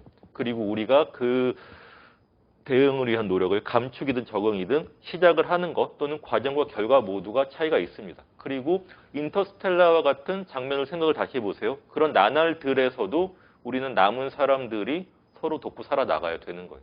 더 좋은 정치와 더 좋은 사회와 어떤 우리 자원이 있을까요? 제도도 갖춰야 되고 뭐 연대를 높이는 거, 민주주의를 기피하는 거. 요즘 제가 관련 책 보는 것 중에서 독일 사람들이 쓴 책인데 이 인류세와 기후위기를 어떻게 대응하느냐 하면서 강조하는 게 민주주의의 근육을 키우기 그런 얘기를 하더라고요. 그러니까 사람들이 이렇게 굉장히 불확실성이 많고 비상 상황이 많은 상황에서 어떻게 그러면은 뭐 최소한 마음의 여유 또는 이 건축으로 치면은 이 여유분이 있는 그런 제도가 필요한 거예요. 예산이든 식량이든 안전도 같은 거죠. 그런 게 이제 우리 민주주의의 어떤 정조 속에 녹아들어야 된다. 저는 그렇게 읽었거든요. 어쨌든 그래서 기후변화는 정치적인 문제고 심리적인 문제고 여러분 2030년, 2050년 멸종 오지 않습니다. 그러나 우리는 굉장히 다른 장기적인 어려운 상황을 맞이할 것은 거의 확실하고 지금의 차이가 큰 차이를 만들 거라는 것도 강조를 하고 싶고요. 그리고 이제 노동 얘기로 넘어가야 되는데 자, 이제 몇 가지 기후변화 얘기 간단히 끝낼게요. 탄소 발자국 얘기를 많이 합니다. 탄소 발자국이라는 거는 우리가 어떤 제품이나 서비스를 쓸 때 생산부터 우리가 쓸 때까지 배출하는 그 온실가스를 말하죠. 탄소 발자국을 남긴다고 하는데 예를 들어 우리가 오늘 점심을 청국장 백반을 먹었으면 우리는 탄소 발자국을 이만큼 남긴 거예요.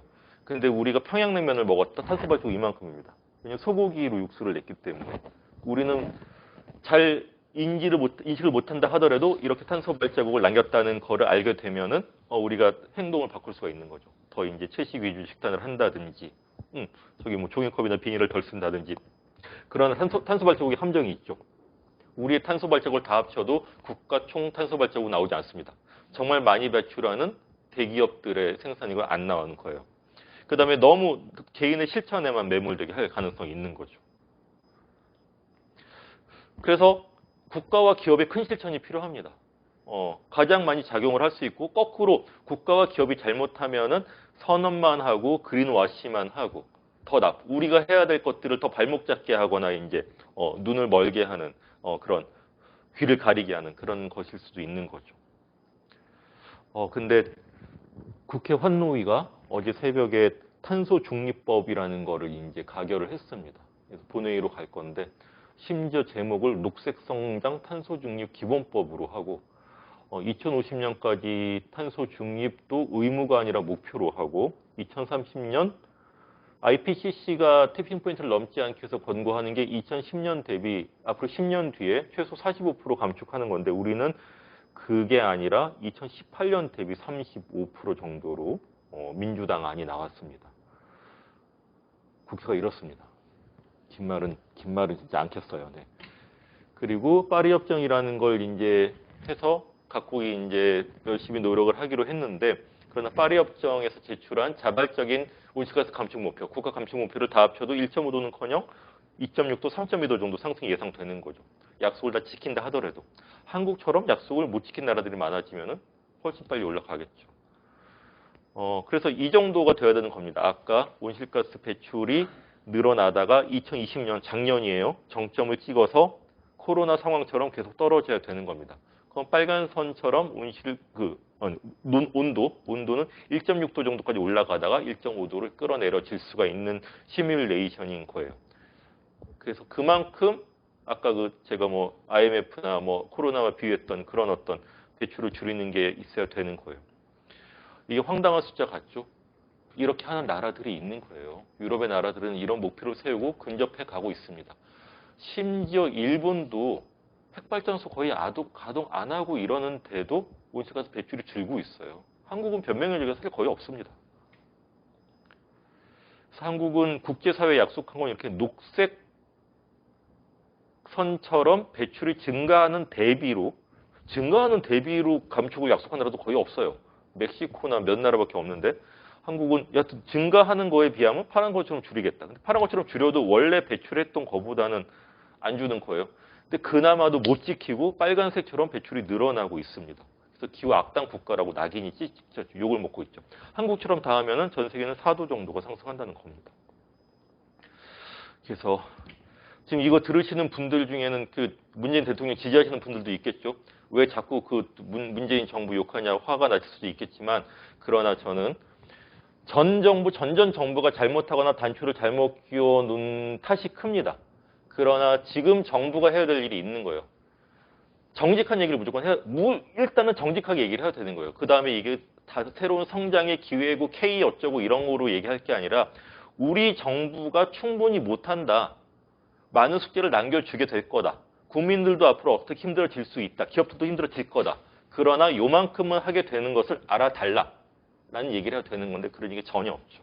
네. 그러면서 온실가스 배출은 안 줄어드는 겁니다. 네. 한 가지만 말씀드릴게요. 그린뉴딜, 한국판 그린뉴딜 사업 중에 제일 예산이 많이 들어가는 게 친환경 자동차 보급 지원이거든요. 이거 하면은 온실가스 배출이 줄어드나요? 아닙니다. 왜냐, 우리나라는 재생에너지에서 생산하는 전기가 7%밖에 안 되기 때문에 전기차 수소차가 늘어나면은 그 전기는 다시 석탄화력이나 핵발전소에서 나와야 되는 거예요. 게다가 지원 사업으로 친환경차를 보급하다 보니까는 세컨드 차로 구비를 하게 되는 거죠. 차가 더 늘어나는 도로랑 주차장이. 또 하나는 할 말도 있었는데 네, 넘어갈게요. 네. 예, 그렇습니다.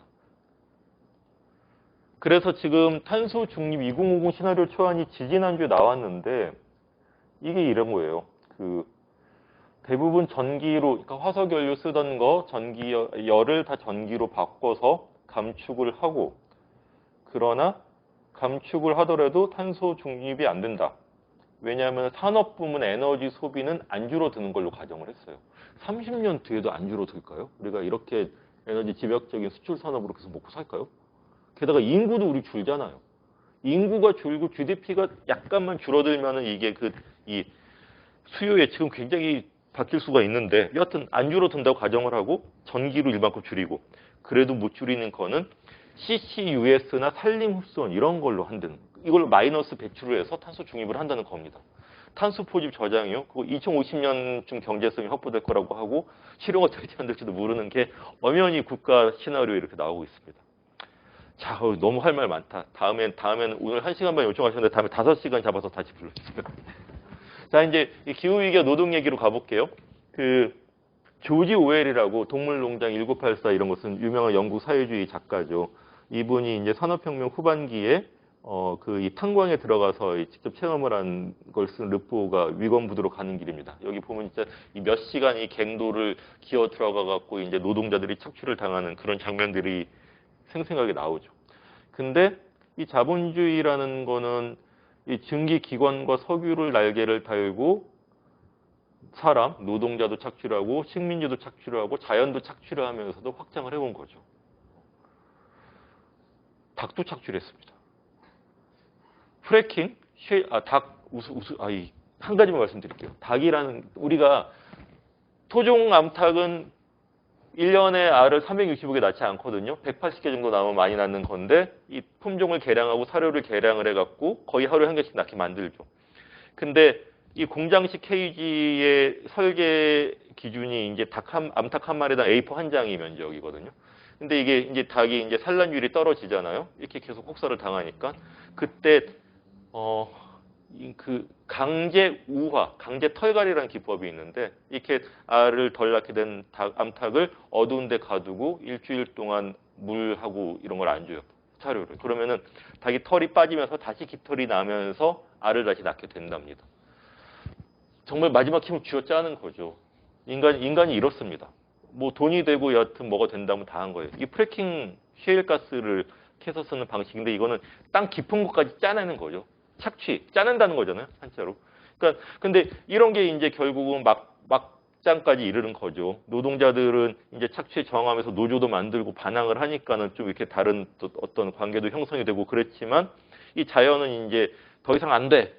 온실가스와 이제 코로나 같은 걸로 이제 경고를 하는 거죠. 그리고 이제까지는 환경하고 경제, 환경하고 일자리가 양자택일처럼 보통 이해가 됐죠. 먹고 살기도 힘든데 무슨 환경 타령이야. 환경은 선진국, 중산층 이런 데다가 하는 거지. 뭐 이런 얘기를 많이 했고, 우리나라는 특히 뭐 노동자들도 너무 기업이 뭐 오염을 다 배출한다 그러면은 기업이 평판이 떨어져서 이제 우리 또 위협을 받을까봐 그런 얘기를 꺼려 해온 경향들도 많이 있었습니다. 근데 기후변화 경제학이라는 이 스턴이라는 경제학자가 낸 얘기가 이런 거죠. 기후변화에 빨리 대응을 안 하면 오히려 경제가 더 어려워진다. 대공황하고 세계대전처럼 유례 없는 경기 침체를 겪게 될 것이고, 당연히 일자리도 위협을 받겠죠. 지금 돈을 들이는 게 그나마 돈도 덜 들고 일자리도 지키고 경제도 살릴 수 있는 길이다라는. 그러니까는 이런 인식을 갖게 된 정부들은 환경하고 일자리가 같이 가는구나. 특히 기후 대응을 열심히 하면서 일자리 정책도 해야 되는구나 라는 생각을 하게 됐겠죠. 오늘의 그 제 강의 제목이 이 폭염, 무더위가 노동자와 어떤 관계인가 이런 이야기인데, 우리 많이 느끼고 있죠. 지금 라이더 유니온에서 이제 폭염 때 이 배달 이 조건이 너무너무 어렵기 때문에 폭염, 폭우. 그 다음에 그 서울대 청소 노동자가 이 휴게실이 전혀 냉난방이 되어 있지 않아 갖고 이제 폭염 속에 이제 사망한 그런 일도 있었고요. 그 다음에 건설 노동자들. 이게 뭐 그 기본적인 지침은 있지만 뭐 몇 도 이상일 때 뭐 작업을 중단한다든지 안 지켜지죠, 사실. 네. 그리고 이 농민들. 이 농사라는 게 때가 있잖아요. 뭐 씨를 뿌려야 될 때 뿌려야 되고 김을 멜 때 매야 되고 이 상추잎을 딸 때 따야 되는데 이 폭염하고 홍수가 닥치니까는 이게 이제 맞추기가 굉장히 어려워지는 거죠. 그래서 노동자들한테 직접 기후 위기가 다가오고 있는데, 근데 저는 이것만 얘기를 하려는 게 물론 아니죠. 이러한 직접적인 영향이 1번입니다. 그러니까 상품의 생산 조건, 원료나 작업 환경, 건설업, 조선업, 농업, 이런 데들이 있지만 또 하나는 노동시장을 변화시키는 이런 어떤 일들이 있죠. 그러니까 소비자들의 인식이 제고되는 거죠. 요즘 광고 보면은 엄마 친환경 보일러가 뭐야? 갑자기 아들이 묻잖아요. 왜 묻지? 근데 친환경 보일러에 대한 사람들의 관심이 있는 거예요. 조금 더 제품이 비싸더라도 나는 친환경 보일러를. 근데 친환경 보일러가 정말 기후위기를 얼마큼 막을지는 알 수 없습니다만 그런 거예요. 또 하나는 요즘에 독일의 그 비읍 그 자동차 회사 광고 보면은 이 극단의 실험을 한다고 하면서 자동차를 막 그냥 높은 데서 떨어뜨리죠. 근데 떨어뜨리려고 하는데 뒤에서 빙하가 와자자 깨지니까는 그래서 우리 회사가 전기차를 하는 이유입니다. 이런 식으로. 그러니까 이런 식으로 소비자들의 관심이 많아지면은 기존 제품에 녹색 포장이라도 해서 내놓게 되는 거죠. 파타고니아라는 아웃도어 브랜드 아실 거예요. 여기 비싸요, 옷. 그죠? 근데 즐기고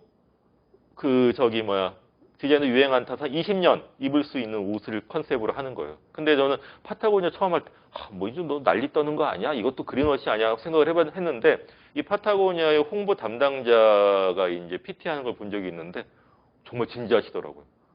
그리고 그러니까 기업 철학이 확실히 다른 것 같아요. 그리고 이제는 파타고니아에서 만드는 옷 자체를 한번 쓴 제품 옷에서 섬유를 추출해서 하는 그런 것까지 지금 연구를 하고 있다고 해서, 또 러쉬라는 유기농 그 화장품 회사 있죠.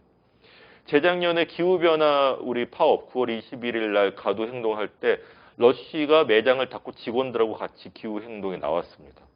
이런 회사들이 많아지면은 뭐랄까 선한 인플루언서라고 할까요? 그런 것들 많아지겠죠. 네. 근데 또 하나 중요한 거는 기후변화 협약과 관련된 규제들의 영향입니다.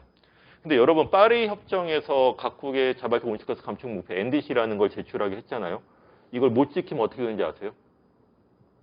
욕을 먹습니다. 욕만 먹어요. 아무런 제재는 없습니다. 국제적인 위신이 떨어질 뿐이에요. 근데 그렇다고 못 지킨 나라들이 괜찮은 게 아닌 거죠. 예를 들어서 RE100이라는 캠페인이 있어요. 리뉴어블 100%. 기업들이 자발적으로 하는 캠페인인데 이걸 주도하는 게 구글, 애플 이런 데예요. 자기들도 데이터 센터 이런 데로 에너지 되게 많이 쓰거든요. 근데 지금은 비싸다 하더라도 자기가 쓰는 에너지는 100% 재생 가능 에너지를 사서 쓰겠다는 거예요. 그리고 자기랑 거래하는 기업도 RE100에 동참하라고 요구를 하는 거죠. 그 애플, 구글하고 거래를 하려면 한국 기업도 RE100을 해야 되는 거예요. 그리고 RE100, 그럼 100% 재생에너지 전기를 써야 되는데, 그럼 우리나라에 재생에너지 전기가 없으면요. 베트남에 가서 오히려 공장을 이전을 해야 될 수도 있는 거예요. 그래서 지금 탄소 중립법 얘기 나오니까는 저 경영자 단체에서 우리나라 기업들이 힘든데 난리 났다. 탄소 중립 목표 너무 높다라고 막 오늘 보도가 쏟아져 나오는데 뭘 모르는 거죠. 이 RE100이나 또는 탄소 국경 조정, 국경세. 이런 미국이나 유럽에 우리 거를 수출하려면은 탄소 배출이 적어야지 수출할 수 있는 거예요. 그러니까는 오히려 탄소 중립 때문에 공장이 떠나는 게 아니라 우리나라의 재생에너지를 쓸 수가 없어서 베트남으로 공장에 가야 될 수도 있다는 걸 알아야 되는 거죠. 근데 여하튼 이런 식으로 되면은 그런 블루오션이 되는 기업들, 업종들, 제품들이 있을 것이고 레드오션이 되는 쇠퇴하는 산업이 있을 거죠. 그럼 거기에 있는 기업들, 거기서 일하는 노동자들의 일자리도 당연히 영향을 받게 되겠죠. 그래서 재생에너지, 건물에너지 효율화, 에너지 서비스, 환경 관리 이런 일자리는 많아질 거고 석탄 화력 발전, 가스, 핵발전, 내연기관 자동차 관련 일자리는 줄어들 수가 있겠죠. 그래서 이런 것들이 근데 총 고용은 안 줄어들 수도 있습니다. 특히 에너지 같으면 재생에너지는 지역 분산형으로 생산 설치가 되는 경향이 있어서 전체 생산이나 설치 관련 노동자들은 많아질 수도 있어요. 그러나 뒤에서 드릴 거지만 노동자와 지역 경제가 레고 블록처럼 이렇게 막 일로 쌓았다가 절로 딱 끼워 맞출 수 있는 게 아닌 거잖아요. 그러니까 그런 점에서 정책 설계가 필요한 거죠. 그래서 나오는 게 정의로운 전환이라는 건데요. 이 얘기가 처음 나온 아이디어는 토니 마조치라는 딱 이름이 이탈리아 느낌 나죠. 이탈리아 이민 자수원의 이 뉴욕에서 살던 노동운동가인데 이분이 몇 가지 개인적인 경험이 있었어요. 이분은 이렇게 환경 노동운동, 생태 노동운동을 주창한 그런 분인데 왜 이런 생각을 하게 됐냐 하면은 헬레나 루비시타의 화장품 공장에서 제일 먼저 일했어요. 그래서 노조 대의원 활동을 하는데 이 제품이 원료도 유독하고 그 작업 환경도 안 좋고 노동자들한테도 안 좋고 소비자들한테도 안 좋을 텐데 이런 거는 독성 경제라고 표현하는데 이런 건 바뀌어야 돼. 근데 그러려면은 그냥 기업이 바꿀 리가 없죠. 뭔가 기금이든 제도든 프로그램이 필요하겠다. 또 하나는 이분이 또 그 다음에 이제 본격적으로 활동을 하는 게 OCAW라고 석유화학 원자력 노동조합 정책 담당을 했거든요. 근데 70년대가 되니까는 반핵 군축 운동이 일어나는데 우리 노조도 가야겠는데 아니 그럼 반핵 군축을 하면 원자력 노동자들이 일자리가 줄어드는데 어떡하지? 뭔가 이 딜레마를 스스로 해결해야 되는 거죠. 그리고 또 하나의 경험은 2차 대전이 끝나니까는 몇백만 명의 제대 군인이 고향으로 왔는데 이 사람들이 일자리도 없고 이 기술도 없는 거예요. 그러니까는 미국이 제대군인 원원법을 연방 정부가 만들어서 한 5년 동안 이 급여를 주고 학비를 조달을 해주고 이 직업 훈련을 이제 소개를 해주니까는 이 연착륙에 상당히 도움이 된 거죠. 그러니까는 와 이게 환경 위기 이런 것들은 계속 격화가 되고 이런 변화가 필요한데 그럼 노동자들을 위한 이런 프로그램 이런 게 필요할 것 같아. 그래갖고 정의로운 전환, 저스트 트랜지션이라는 것을 제안을 하게 됐어요. 그러니까 이분이 동료 그 노조 활동가, 환경 운동가들하고 같이 막 상의를 하고 염려하는 과학자 연합이라는 조직이 있거든요. 뭐 이런 데들 같이 했습니다. 그래갖고 이 슈퍼펀드 이런 거보다는 저스트 트랜지션이 더 명칭이 좋은 것 같아. 그래갖고서 이제 여러 나라 노동조합의 정책이 된 것이고 이게 기후변화랑 딱 맞아떨어지면서 국제노총의 정책이 된 겁니다. 그래서 공정함, 재고용 대체고용, 보상, 지속가능 생산, 프로그램 이런 것들이 수반이 되어야 된다. 그래서 2015년 파리 협정의 문구로 포함이 됐습니다. 노동력의 정의로운 전환과 괜찮은 노동과 양질의 일자리 창출의 원칙이 고려되어야 된다. 이런 식으로. 그러니까 ITUC 국제노총이 열심히 로비도 하고 데모도 하고 몇 년 동안 한 노력의 결과예요. 근데 반가운 일이긴 한데 이게 세부적으로 어떻게 또는 각 나라에서 이 시행이 되거나 관철이 될지는 뭐 보장은 없는 겁니다. 그러나 노동조합이 기업의 이해관계에만 매달려서 이 화석연료 퇴출에 반대하거나 뭐 이 필요한 전환을 가로막는 그런 게 아니라 노동조합만의 어떤 대안, 이 지금 유력하게 나온 거죠. 자, 이런 얘기는 너무 재미없으니까 넘어갈게요. 이 그림으로 보시면 됩니다. 그래서 석탄 이후에 일자리가 충분히 있다는 겁니다. 녹색 일자리, 전기버스, 풍력, 태양광. 요거는 영국 노총에서 만든 팜플렛 표지인데 이 굴뚝 산업에서 이 태양광 풍력이 있는 저 푸른 초원으로 노동자들이 아름답게 노동자들의 장비와 기술을 갖고 걸어가고 있죠. 근데 현실이 이렇게 순탄하게 아름답게 될 거냐? 그건 아닙니다. 이 바로 왼쪽의 그림은 구도가 비슷하긴 하지만 좀 느낌이 다르죠. 이 녹색 융단을 너무 일방적으로 빨리 깔아버리면 어떻게 되겠습니까? 이 오염 산업이 깔려 죽겠죠, 여기 대도시 사람들이. 근데 이 녹색 융단의 왼쪽과 오른쪽에 있는 사람들은 친구나 친척일 수도 있어요. 그러니까는 이런 것들이 섬세해야 된다는 거죠. 이 아래는 프랑스 노란조끼 시위예요. 그러니까 마크롱 대통령이 이 에너지 위기나 그 기후 문제 때문에 유류세를 인상하겠다라고 입법 예고를 하니까는 파리가 너무 임대료가 비싸서 교외로 밀려났던 생계형 통근자, 트럭 운전자들이 이제 뿔따구가 났죠. 물론 프랑스는 뭐 기회만 있으면 데모를 하는 나라긴 하지만 그래갖고서 이제 왜 이 정말 온실가스 많이 배출하는 기업들에 대해서는 뭐라고 안 하고 우리한테 부담을 전가하냐. 이렇게 시위가 엄청나게 벌어지니까 마크롱이 이제 유류세 인상을 철회했죠. 그러니까는 이유가 있고 필요한 정책이라 하더라도 잘 설계가 되고 잘 설명 협의가 되고 동의를 끌어내지 못하면은 이게 그 좌초가 될 수 있다라는 겁니다. 몇 가지 좀 사례를 좀 말씀을 드려볼게요. 그러니까는 정의로운 전환이 딱 어떻게 된다라기보다는 좀 힌트가 될 만한 것들인데, 호주에서 1970년대에 그린밴 운동이라는 게 펼쳐졌어요. 녹색 금지 운동.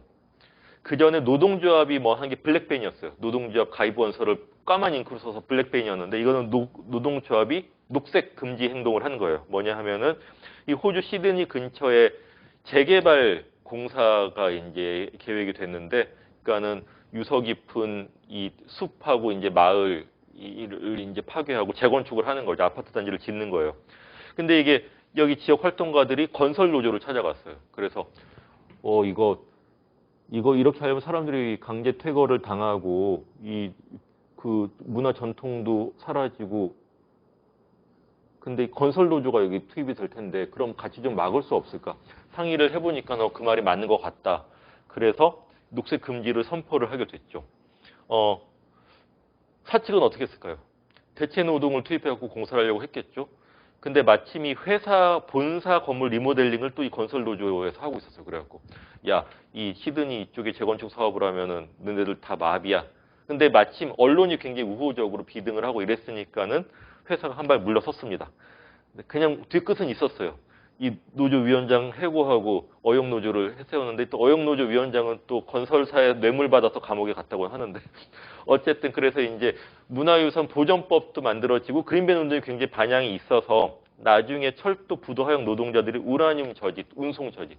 호주는 핵발전소는 없는데 우라늄 수출을 많이 하거든요. 이런 저지도 했고, 기억나실지 모르겠는데 우리 광우병 촛불 한참 할 때 국제운수화역 노조에서 광우병 소고기를 선적을 한다면 우리는 한국으로 가는 그 운송 거부하겠다고 입장 냈거든요. 이게 그린밴 운동의 이 어떤 그 전통이 이어진 거죠. 이 운동을 주도한 분이 잭 먼데이라는 노조 지도자였는데, 이분 90세가 넘었는데 지금도 활동하고 계신데, 이분이 용산 철거민 유족들한테 자필 서한을 보낸 적이 있어요. 오 선생님 자꾸 제 책에다 나와 있어요. 안 보셨나 보네. 근데 뭐냐 하면은 건설사의 이윤 욕구 때문에 이 횡포는 한국뿐만 아니라 전 세계 어디서든 일어나는 거다. 나도 겪었다.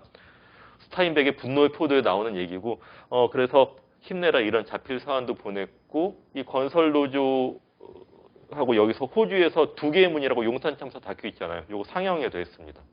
그런 식으로 우리한테 좀 힘을 준 분인데, 어쨌든 노동조합이 자본의 요구에 그냥 따르는 게 아니라 반해서 지역사회와 환경을 살리는 적극적인 거부를 할 수 있다는 걸 보여줬죠.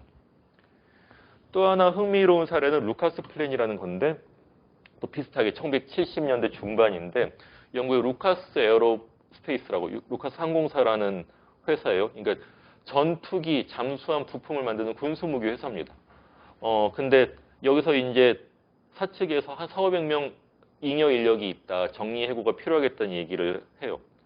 이 노조를 좀 길들이기 이런 측면도 있었을 것 같은데, 근데 이렇게 되면 어떻게 해야 될까요? 노동조합은 현수막 걸고 머리띠 인쇄하고 총고용 보장 파업을 해야 되겠죠. 근데 이 루카스 항공사의 노동자들은 다르게 반응을 했어요. 왜냐면 이때에 이 자동차랑 조선소에서 큰 파업이 났는데 다 깨졌어요. 그냥은 안 되겠네. 또 특성이 있었어요. 이 루카스 항공사의 노동자들은 유체역학, 컴퓨터 제어 이런 과학기술 노동자들이 많았죠. 그래갖고 아이디어를 낸 거예요.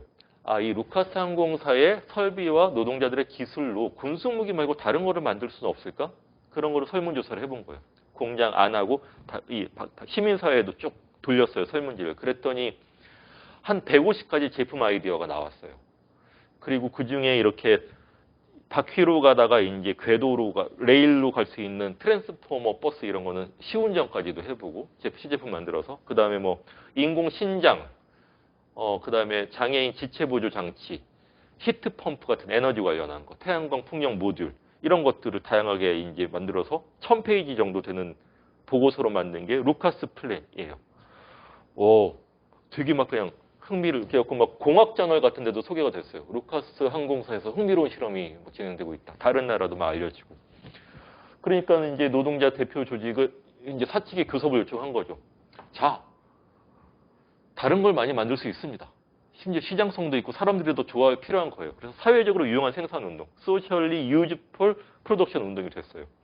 이 마이클 콜리라는 이 노조 그 대표자가 글발도 있는 분이었는데 이렇게 얘기를 합니다.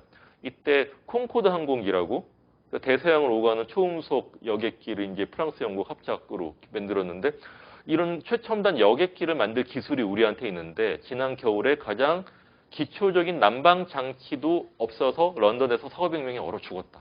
말이 되느냐? 사회적으로 유용하지만 단지 자본한테 큰 이윤이 되지 않는다는 이유로 안 만들어진 게 많다. 그래서 사회적으로 유용한 생산운동이 필요하다. 이 앞에 그린밴 운동 때도 그런 표현이 있었어요. 그 잭 먼디가 호주에 필요한 건설이 굉장히 많다. 양로원, 어린이집, 공공도서관 이런 건설이 많은데 그런 것들은 안 하고 있고 왜 우리는 자연을 파괴하고 살던 사람들 쫓아내는 이런 잘못된 건설을 해도 되느냐 이런 얘기를 했었던 거죠. 어쨌든 되게 이제 설득력이 있잖아요. 그래서 그 사측한테 교섭을 요청했는데 사측에서는 당연한 반응을 했죠. 어떤 물건을 어떻게 만들고 말지는 경영 정권이다. 교섭 대상이 아니다. 너희들 교섭 안 해. 그러나 그래서 루카스 플랜은 문서로만 남았지만 정리해고는 막을 수가 있었죠. 대응 논리가 생긴 거니까. 그리고 몇 년 전에 루카스 플랜 40주년을 기념해서 영국 전역에서 막 세미나가, 기념 세미나가 열렸는데 이때는 기후 변화의 시대에 루카스 플랜의 현재성이 더 다가오고 있다. 이런 대안적인 더 유용한 생산, 그 다음에 이런 것들을 만들어내는 어떤 새로운 일자리, 기술 이런 것들에 대한 논의가 더 활성화되어야 된다. 이런 얘기가 나오고 있었던 거죠. 이 조선소는 아일랜드 델파스트의 할란드 앤 울프라는 회사인데요. 타이타니코를 만들었던 조선소예요. 근데 이 동네 사람들은 자부심이 대단하겠죠. 근데 뭐 독일, 영국, 스웨덴, 스페인 이런 유럽 조선업은 일본한테 따라잡히고 일본은 또 한국한테 따라잡히고 한국은 벌크선들은 또 중국한테 이제 따라잡히고 그런 상황입니다. 근데 이 조선소에서 해상풍력 터빈을 지금 조립하고 있어요. 왜냐하면은 골리앗 크레인으로 끌어올려갖고 용접하고 뭐 취부, 도장하고 해상 플랜트로 설치하고 거의 같은 공정이고 기술인 거죠. 그래갖고 여러 나라의 조선업이 해상 풍력에서 새로운 활력을 찾고 있습니다. 근데 우리나라도 이런 게 가능할 수 있어요. 왜냐하면은 근데 지금 빅3는 또 물량이 회복이 돼서 걱정을 안 하는데 중소조선업체는 여전히 어렵죠. 근데 우리나라 해상 풍력이 신안, 군산하고 울산 앞바다에서 이제 계획이 다 나와 있거든요.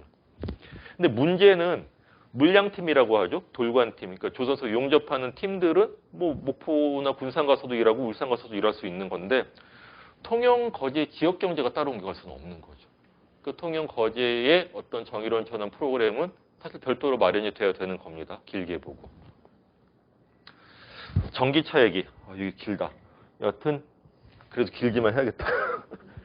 미국이 UAW라고 제일 큰 전미 자동차 노조라고 있었는데 이 1990년대 후반에 캘리포니아에서 그 배출가스 제로법을 입법 예고를 했습니다. 근데 제너럴 모터스가 이제 그 일본 한국 자동차한테 따라잡히고 위기였잖아요. 근데 제너럴 모터스가 EV1이라고 그 전기차 시제품을 만들어서 이제 나눠줬어요. 헐리우드 배우들한테 나눠주고 반응이 되게 좋았어요. 지금 디자인을 보면 테슬 아이오 뭐보다는 촌스럽긴 하지만 그래도 뭐 이 승차감도 좋고 인기가 있었어요. 근데 갑자기 이거를 다 전량을 리콜을 해서 폐차를 하고 프로젝트를 없애버렸습니다. 아직 배터리 기술이 충분치 않다 뭐 이런저런 이유가 있었는데 사실은 석유 자본에서 로비를 한 거죠. 이렇게 전기차로 다 나가면 우리 석유는 다 뭐 어떡해. 근데 여기에 대해서 환경단체들이 막 비판을 했잖아요.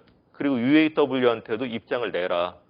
근데 UAW는 가만히 있었어요. 왜냐하면은 1920, 30년대는 굉장히 전투적인 노조였는데 지금은 굉장히 실리주의 노조가 돼갖고 백인 남성 가장의 일자리만 안 건드리면은 무슨 차를 만들지는 우리 상관없어. 이런 입장이었죠. 근데 결국 제너럴 모터스는 그래갖고 SUV로 돌파구를 찾았어요. 왜냐하면 상용차로 트럭하고 같이 분류가 돼서 세제 혜택이 있었다고 그러거든요. SUV로 탈출구를 삼았는데 실패했죠, 결국은. 디트로이트는 전체가 다 몰락을 했고 UAW는 시민사회로부터 고립이 됐어요, 노조가. 근데 지금 와서 UAW가 하는 게 이것도 10년 전인데 드라이브 유니온, 노조 조합원이 만든 차를 사주세요. 이렇게 찌라시를 만들어서 자동차 목록을 했는데 차중 여기 똑같이 그 온실가스 많이 배출하는 SUV, 스포츠카 이런 것들이 그대로 있습니다. 때도 늦었지만 핀트도 안 맞는 그런 대응을 하고 있는 거죠. 근데 이런 것들이 지금 우리한테도 다가오고 있습니다. 내연기관 자동차의 가솔린 디젤 차에 비해서 전기차는 부품이 한 40% 정도 이상이 적습니다. 왜냐하면은 엔진, 트랜스미션, 배기가스 관련 부품들이 다 필요 없는 거죠. 그러다 보니까는 이런 일자리가 위협을 받을 수가 있는데 재작년에 금속노조 현대 기아차 지부에서 이제 보고서를 냈는데 이 친환경 자동차, 내연기관차에서 친환경 차로 시장이 바뀌면 어떻게 되느냐. 28% 정도 부품업체가 부정적인 영향을 받는데 이 완성차 공장 자체는 큰 문제가 안 될 수도 있다. 왜냐하면 정년으로 인한 자연 감원이 있고 이 부품 공수가 줄어드는 거랑 거의 일치하기 때문에 큰 문제가 없을 수도 있다. 문제는 이런 부품 협력 업체죠. 자기가 만드는 부품이 어디 들어가는지도 모르는 회사 노동자들인데 근데 그게 내연기관 차에만 쓰이는 거면 답이 없는 거죠. 게다가 이런 협력 업체들은 노조가 없거나 약할 가능성도 높고 피해 조사도 충분히 안 되어 있는 거죠.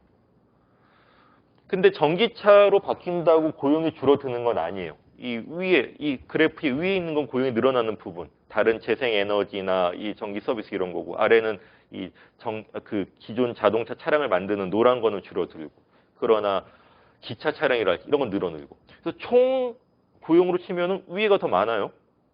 EU든 전 세계든 미국이 좀 마이너스가 많고. 근데 문제는 이 마이너스가 되는 곳의 일자리가 플러스는 일자리로 말씀드렸던 것처럼 레고 블록처럼 옮겨갈 수 있느냐 이런 관리가 필요한 거죠. 독일 같으면 어떻게 하냐면 독일은 이건 생산의 디지털화가 됐을 때의 영향을 다룬 건데 다음에 김종진 선생님이 말씀하실지 모르겠지만 전환 지도라는 걸 만들었습니다. 트랜스포메이션 아틀라스. 그래갖고 이 제조뿐만 아니라 물류, 기술, 서비스, 연구, 개발 이런 데서 어떻게 영향을 받느냐. 57%가 위협을 받는다. 어떻게 할 거냐.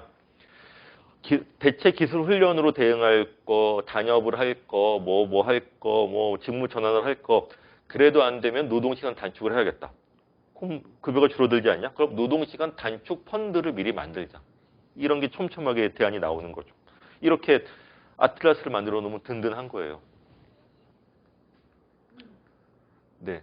그리고 저는 근데 이런 얘기도 하고 싶어요. 그러니까 모든 노동자들은 지금 이 생산과 소비의 방식의 어느 톱니바퀴인가를 차지하고 있는 거죠. 직접으로든 간접으로든 서비스업도 마찬가지고. 그러면 기후 변화를 더 가속화하는 데 영향을 줄 수도 있고 그걸 덜하게 만들 수도 있고 간접적으로 지원하는 역할도 할 수가 있는 거예요. 노동자들이 세상을 만들고 움직여 왔듯이 세상을 다르게 만들 수 있는 잠재력도 당연히 있는 거죠.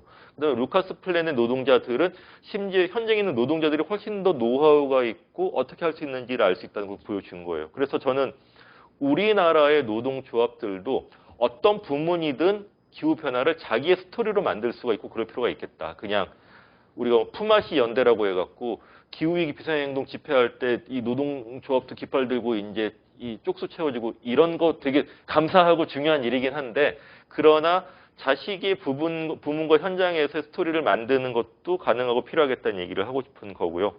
예를 들어서 북미에는 간호사 노조들이 기후변화 대응 활동 되게 열심히 하고 있거든요. 왜 그러냐? 자기가 겪었던 거예요.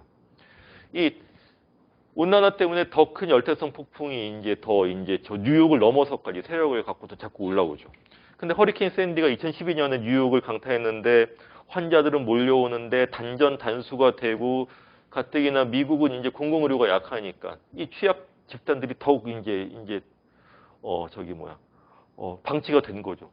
그래서 기후변화는 점점 가속화되고 환자, 질병 또는 거기에 대응을 못하는 그런 시스템 모두가 문제구나. 그래서 이 피켓 보시면 클라이밋 체인지, 기후변화는 헬스 이머전시, 보건의 비상사태다. 이렇게 생각을 하게 돼서 내부 교육부터 해서 여러 가지 프로그램들을 만들게 됐죠. 그래서 조사를 해봤더니 기후변화가 건강에 1차 영향, 2차 간접 영향, 이 코로나 팬데믹도 마찬가지죠. 그 다음에 3차 영향, 사회 경제적인 어떤 그 악영향을 미쳐서 이게 사람들을 어떤 심리적으로 피폐하게 만든든지 분쟁에 노출되게 한다든지 이런 것까지 정말 여러 겹으로 그러면은 이 대처를 해야겠네. 근데 우리의 보건 시스템은 어떻지? 너무 약하거나 인력이 부족하거나 뭐 공공성이 적네. 요구가 이렇게 많아지는 거죠. 정책 요구도 해야 되는 거죠. 그런 식으로 해갖고선 여러 가지 요구들을 많이 하고 있고. 그래서 제가 우리나라 보건의료 노조에서 이런 강의 요 내용을 했더니 굉장히 공감을 많이 하시고, 지금 보건의료 노조는 내연기관 자동차나 석탄 화력 발전은 일자리가 줄어들 위기잖아요. 근데 보건의료 노조는 일자리가 더 많아져야 되는 그런 경우예요. 신났죠, 사실은. 그리고 의료 공공성 얘기를 10년 전부터 해왔는데 지금이야말로 정말 기후위기 시대에는 의료 공공성이 2배, 3배 중요합니다라는 얘기를 할 수가 있는 거죠. 그러니까 여하튼 이렇게 더 긍정적, 유리한 게 많아지는 노조지만은 부정적이거나 불리한 거를 오히려 어떤 기회나 대응 프로그램을 만들어야 되는 거죠. 공무원 노조도 할 게 많습니다. 왜냐하면 가장 일선에서 기후위기를 경험도 하고 기후위기의 고통을 받는 사람들을 살펴야 되는 소방, 보건소, 복지서비스, 이런 거, 쪽방촌, 뭐 폭염, 이런 것들인 거죠. 그래서 영국의 유니스지 영국의 공공서비스 노동조합인데 여기서 이런 캠페인을 굉장히 열심히 하고 있습니다. 자신의 직장을 그린 워크플레이스, 녹색 작업장, 에너지를 덜 쓰거나 폐기물을 덜 쓰거나 재활용을 하거나 또는 이것으로 이제 영향을 미치는 지역사회와 그 시민들, 만난 시민들한테 영향을 미치는 그런 활동들을 다양하게 하고 있죠. 우리나라가 정의로운 전환 논의가 이제 막 되고 있는 형편이기도 하고 그나마 정부는 공정전환이라고 절차적인 정당성만 얘기를 하고 보상 정도 얘기는 공정전환을 굳이 쓰고 있는데 근데 fair transition이라 영어로도 just transition이기 때문에 더 넓게 정의로운 전환을 얘기하는 게 맞다고 봅니다. 근데 한국이 그럼 정의로운 전환이 잘 된 사례가 있느냐? 비슷한 사례? 아쉬운 사례가 하나 있어요. 그게 지금 태백과 정선의 사례로 제가 소개를 시켜드리는데 이게 다 일제시대 때 개발됐던 연탄 탄광이죠. 무연탄. 되게 경북, 문경부터 태백, 정선, 고안, 사북, 삼척, 충남, 보령까지 다. 근데 태백이 인구가 많을 때 7만 5천 명이었는데 일제시대 때는 화전민밖에 없는 동네였을 거예요. 근데 다 이 탄광 때문에 막장 인생이라고는 하지만 그래도 좀 고생을 해서 목돈을 줄 수 있는 지역 경제가 엄청나게 활성화가 됐었죠. 근데 80년대 후반이 되니까 연탄 수요가 급감을 하는 거죠. 도시가스가 보급되고 식당에서도 이제 연탄 안 쓰고 이러다 보니까 이제 그 부실 탄광 업체들이 많아지고 체불 임금이 생기고 그래서 정부가 석탄 산업 합리화 정책이라는 거를 시작을 하죠. 그러니까 빨리 지원을 해서 부실 탄광 문을 닫게 만드는 거예요. 몇 개만 남기고.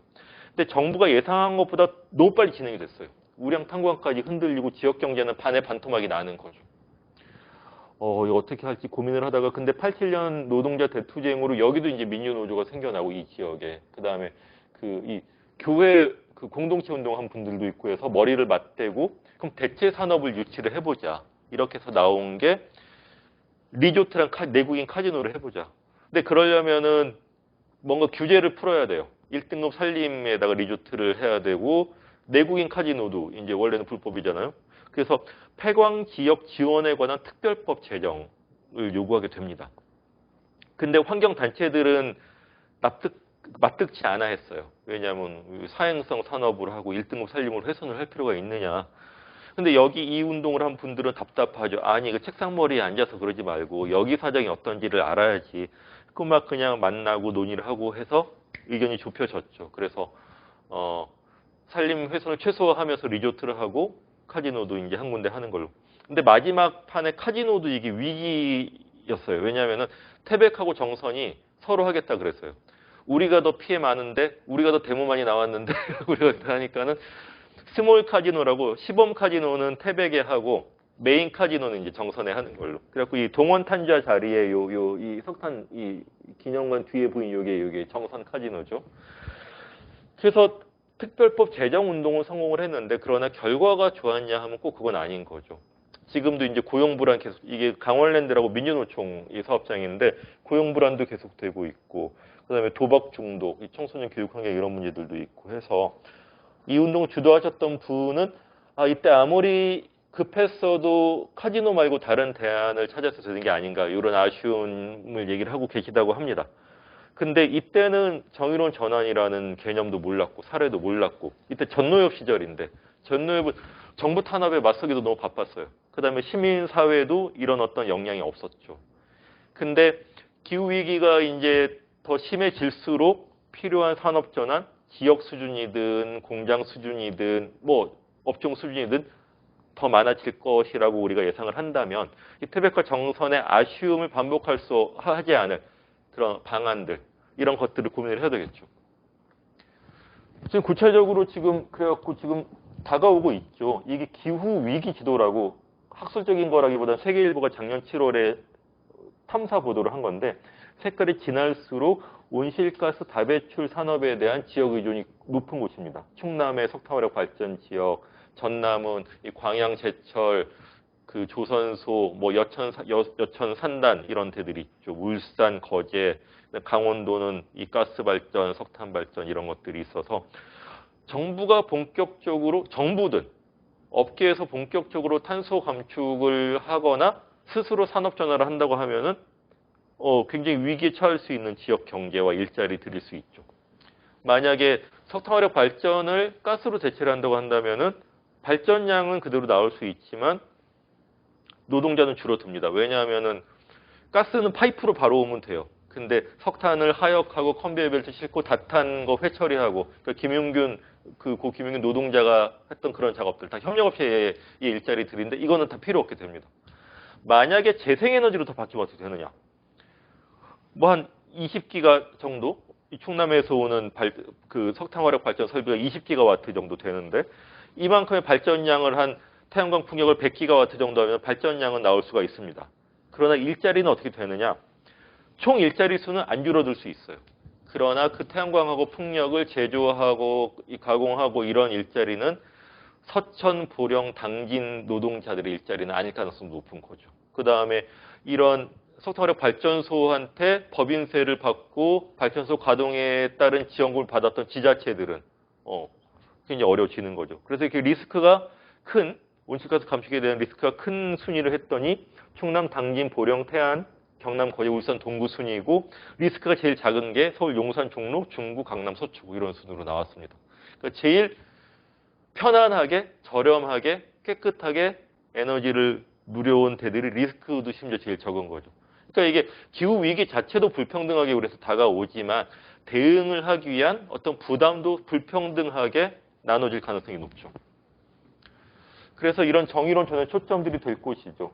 이 충남의 석탄화력, 그다음 내연기관 자동차 말씀드렸고, 이게 그 통영의 성동조선소 장면인데 이 크레인 아래 조립하고 있는 게 대만으로 가는 해상풍력 하부 구조물이에요. 그러니까 이런 식으로 조선소가 분명히 지금 있는 설비와 기술로도 풍력 발전 장비를 할 수 있는데 문제는 역시 말씀드렸듯이 이런 지역 고착성, 지역 경제의 움직임 문제입니다. 두산중공업 노동조합, 이것도 민주노조입니다. 근데 여기서 이제 신한울 원자력 발전소 3석이 재개하라고 캠페인을 계속하고 있죠. 근데 두산중공업은 전체 매출 중에 70%는 석탄 발전이고 원자력은 15%밖에 안 돼요. 그러니까 이거를 재개한다고 크게 도움이 언발의 오줌누기죠. 오히려 두산중공업은 풍력 터빈 기술도 세계 1위이기 때문에 우리나라 1위이기 때문에 우리나라 1위인데 전 세계적에서는 한 5년 뒤쳐져 있거든요. 그러니까 빨리 우리나라 해상 풍력을 예비를 해갖고 풍력 터빈이나 스마트 그리드나 배터리 저장이나 이런 쪽으로 빨리 이런 식으로 지체가 되는 거죠. 그리고 한국판 그린 뉴딜이나 탄소 중립 전략이 성공을 하려면은 이러한 정말 전환이 큰 규모로 필요한 산업 부문에 대한 프로그램을 가져야 됩니다.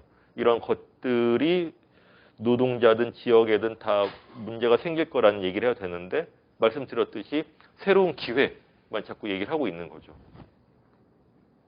그래서 노동조합이 한국은 정규직, 비정규직의 간극도 있고 지역마다도 다르고 그렇지만 이런 얘기 근데 많이 들어요. 그러나 너무 빠른 거 아니냐. 정부가 너무 일방적이다. 우리한테 충분히 알려주고 협의를 해야 되는 거 아니냐. 우리가 준비가 아직 안 됐다. 맞습니다. 그러나 티핑 포인트는 더욱 준비가 없죠. 우리한테 협의할 기회를 주지 않습니다. 사실. 온실가스라는 건. 근데 우리는 온실가스 배출을 그나마 점검하고 계산하고 줄이는 노력을 할 수는 있는 거예요.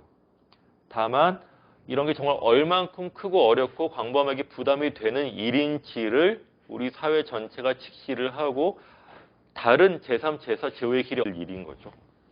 없는지를 머리를 싸매고 얘기를 하기 시작하면 될 일인 거죠. 그래서 뭐 단체 협약을 통해 갖고 기후 변화를 완화한다든지 사업장 자체의 부담을 줄인다든지 아니면 이렇게 어떤 시민에 대한 영향력을 확대한다든지 이런 것들을 강구를 해볼 수가 있겠고요.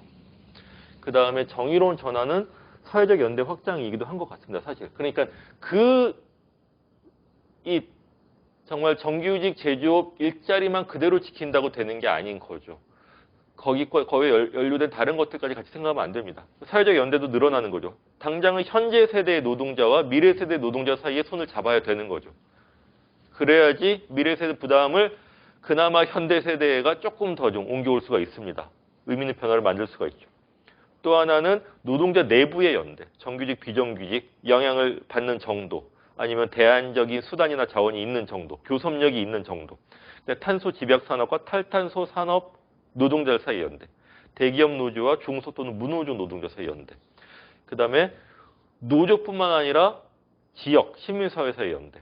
그 다음에 기존에 보이던 노동뿐만 아니라 보이지 않는 노동, 돌봄 노동이나 비노동 이런 데들까지 연대로 확장되는 그러니까 정의로운 전환은 단지 위기를 요만큼 현상을 극복하고 넘어가는 것뿐만 아니라 정말 우리한테 다른 노동, 다른 생산, 다른 소비, 다른 관계를 생각을 하고 계획을 할 수 있게 만드는 어마어마한 얘기로 사실 확대가 될 수가 있습니다.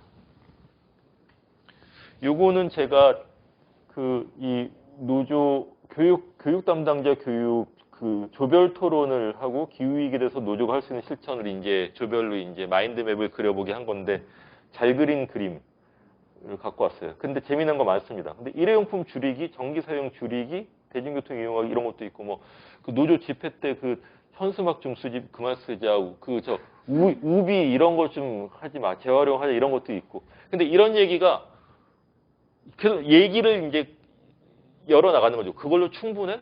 우리가 텀블러로 충분해라는 것처럼 정말 이런 걸로 충분해? 그거 말고 예를 들어서 이 금융노조 같으면은 이 석탄화력 프로젝트 같은데 연기금 투자를 못하게 할 수 있는 거 아니야? 또는 이 산업부를 직접 압박할 수 있는 그런 노조도 있는 거 아니야? 그 다음에 철도 노조 같으면은 이 궤도망을 더 늘리고 더 좋은 더 많은 철도 일자리를 만들 수 있도록 요구해야 되는 거 아니야? 뭐 그런 식으로 얘기거리를 점점. 근데 거기서 물론 노조만으로 해결할 수 없고 아이디어나 영역이 부족한 거 있겠죠. 그럼 SOS 도와줘요. 당당하게 도움을 나눌 수 있는 기회가 되는 거죠. 그렇게 아니면은 이래서 안 된다, 저래서 안 된다, 다른 나라가 먼저 해야 된다, 기업이 먼저 해야 된다. 저거는 사용자가 고민할 일이지 노조가 그냥 나서서는 안 된다. 근데 이런 얘기 하면은요. 이 노조 간부나 임원들이 개인적인 자리에서 술자리에서는 되게 동감을 합니다. 그래갖고 너무 노동 시간도 길고 너무 우리 낭비가 많고 이런 저는 뭐 내연 기관 자동차 자체가 줄여야 되고 이런 공감 많이 말씀하시는데 근데 그러면서 덧붙이죠. 그러나 조합원들 앞에서는 그런 얘기하기 어렵습니다. 노조 선거를 앞두고는 이런 얘기가 어렵습니다. 복지카드 이런 얘기를 해야 되는 거지. 그건 딜레마가 있지만 그러나 어떤 어려움이 있다는 걸 드러내는 게 출발인 것이죠. 그리고 노조가 사용자가 해결하거나 정부가 해결하는 거에 대해서 비판하거나 반대하는 것으로 노조의 역할이 다거나 노조가 인정을 받을 수 있느냐? 그거 자체를 다시 좀 되물어야 될 그런 때일 것 같기도 합니다. 시간이 많이 지났죠. 그래서 녹색 노동조합은 가능하다라는 책을 제가 재작년에 번역해냈습니다. 너무 관심이 없어서. 근데 지금 많이 관심이 생긴 건 다행인데 그래서 노동조합의 운동의 갱신과 확대의 기회일 수도 있어요. 이제까지 교섭 대상이 되지 않았던 의제를 교섭하자고 하고 만나지 못했던 노동자들을 조직화를 위해서 만날 수도 있는 것이고 이 사회운동의 영역에서 이제 노동운동이 기후운동으로서 더 확대가 될 수 있는 거죠. 그러나 시간은 많지 않다는 겁니다. 티핑 포인트는 우리를 기다려주지 않죠. 이 그림으로 마무리를 하도록 하겠습니다. 그린 뉴딜, 녹색 성장, 탈성장이 비슷하고 공통되는 것도 많지만 여지법들도 있죠. 계속 많은 성장과 생산을 하면서 온실가스도 줄이고 일자리도 지킬 수 있느냐? 아, 나는 다 할 수 있어요 라는 사람도 있겠지만은 정직한 사람이라면 뭔가 방향을 선택하고 포기해야 될 것도 있다는 얘기를 하겠죠. 예. 오른쪽의 그림은 케이트 레이워스라는 경제학자의 도넛 경제학이라는 책에 나오는 그림인데 도넛이 있죠. 도넛의 안쪽 고리는 이 인간의 존엄성을 지키는 최저선입니다. 최저선의 뭐 수입, 민주주의, 뭐 에너지 공급, 주거, 성평등 이런 게 필요하죠. 근데 뭐 대부분의 선진국은 국민 다수한테는 이걸 보장을 해줄 겁니다. 근데 도넛의 바깥 고리는 이거 행성적 한계라고 표현을 하는데요. 그러니까 지구의 이 생태적, 자연적 한계죠. 이거를 초과하면은 생태계 균형이 무너져서 모두가 위험해지는 것. 대표적으로 기후변화, 해양 산성화, 질소의 축적, 생물 종 다양성 손실, 오존층 파괴 이런 거죠. 이미 초과하고 있는 것들도 있고 과학자들도 얼마큼 위험한지 아직도 연구가 미진한 것도 있습니다. 근데 여하튼 우리는 이제까지 경제 시간에, 사회 시간에 고정관념이 있죠. 매년 3, 4%씩 GDP가 계속 성장하지 않으면은 우리 경제는 제대로 작동을 못한다. 일자리도 못 만들고 복지도 제공을 못하고 사실 뭐 국민소득 3, 4만 불 되면은 제로 성장이 당연한데도 우리는 그렇게 그다음에 GDP 성장에 성공하지 못하는 정권은 무능한 정권이고 다음 선거에서 선택받지 못하는 대라고 낙인이 찍혀 있죠. 또 하나 우리가 알고 있는 그래프는 수요 곡선, 공급 곡선이 일치하는데 균형 가격이 생겨서 시장이 모든 걸 해결한다. 근데 이 그래프는 그게 아니라는 걸 보여주는 거죠. 계속적인 성장, 또 시장이 해결해 주는 게 아니라 이 도넛의 면적을 지키는 게 균형을 찾아가는 안전하고 정의로운 세계의 기준, 경제 정책의 어떤 방향과 평가의 근거가 돼야 된다라는 간단한 그림이지만 좀 많은 것을 좀 생각할 수 있는 그런 그림입니다. 그래서 저는 기후변화, 탄소, 온도, 원시인 얘기, 인류세 얘기를 시작했지만은 이게 경제와 일자리와 노동과 노동자 삶의 문제고 이게 또 경제와 우리 삶의 관계를 어떻게 볼 것인가의 문제로 좀 가야 된다는 그런 얘기를 좀 마무리를 한 셈인데 조금 유익했죠. 근데 이런 중요한 얘기를 여러분들은 어느 정도 알고 관심 있는 분들이니까 이렇게 듣고 계시지만 국회의원들이 들어야 되는데 제일 안 듣거나 알려고 안 하거나 자기들이 다 안다고 생각하면서 엉뚱한 녹색성장 탄소 중립법을 만들고 있습니다. 네, 이런 슬픈 얘기를 일단 그러나 우리가 다시 강조드리지만 하루아침에 멸종이 오는 게 아닙니다. 차이를 만들 수가 있고 그런 어려운 상황 속에서도 우리는 견뎌낼 수 있는 준비, 민주주의 근육을 만들고 또 실제로 기후변화를 완화할 수 있는 많은 것들을 할 수 있고 해야 되는 거죠. 네. 이것으로 저거를 제 준비한 슬라이드는 마치고 사회적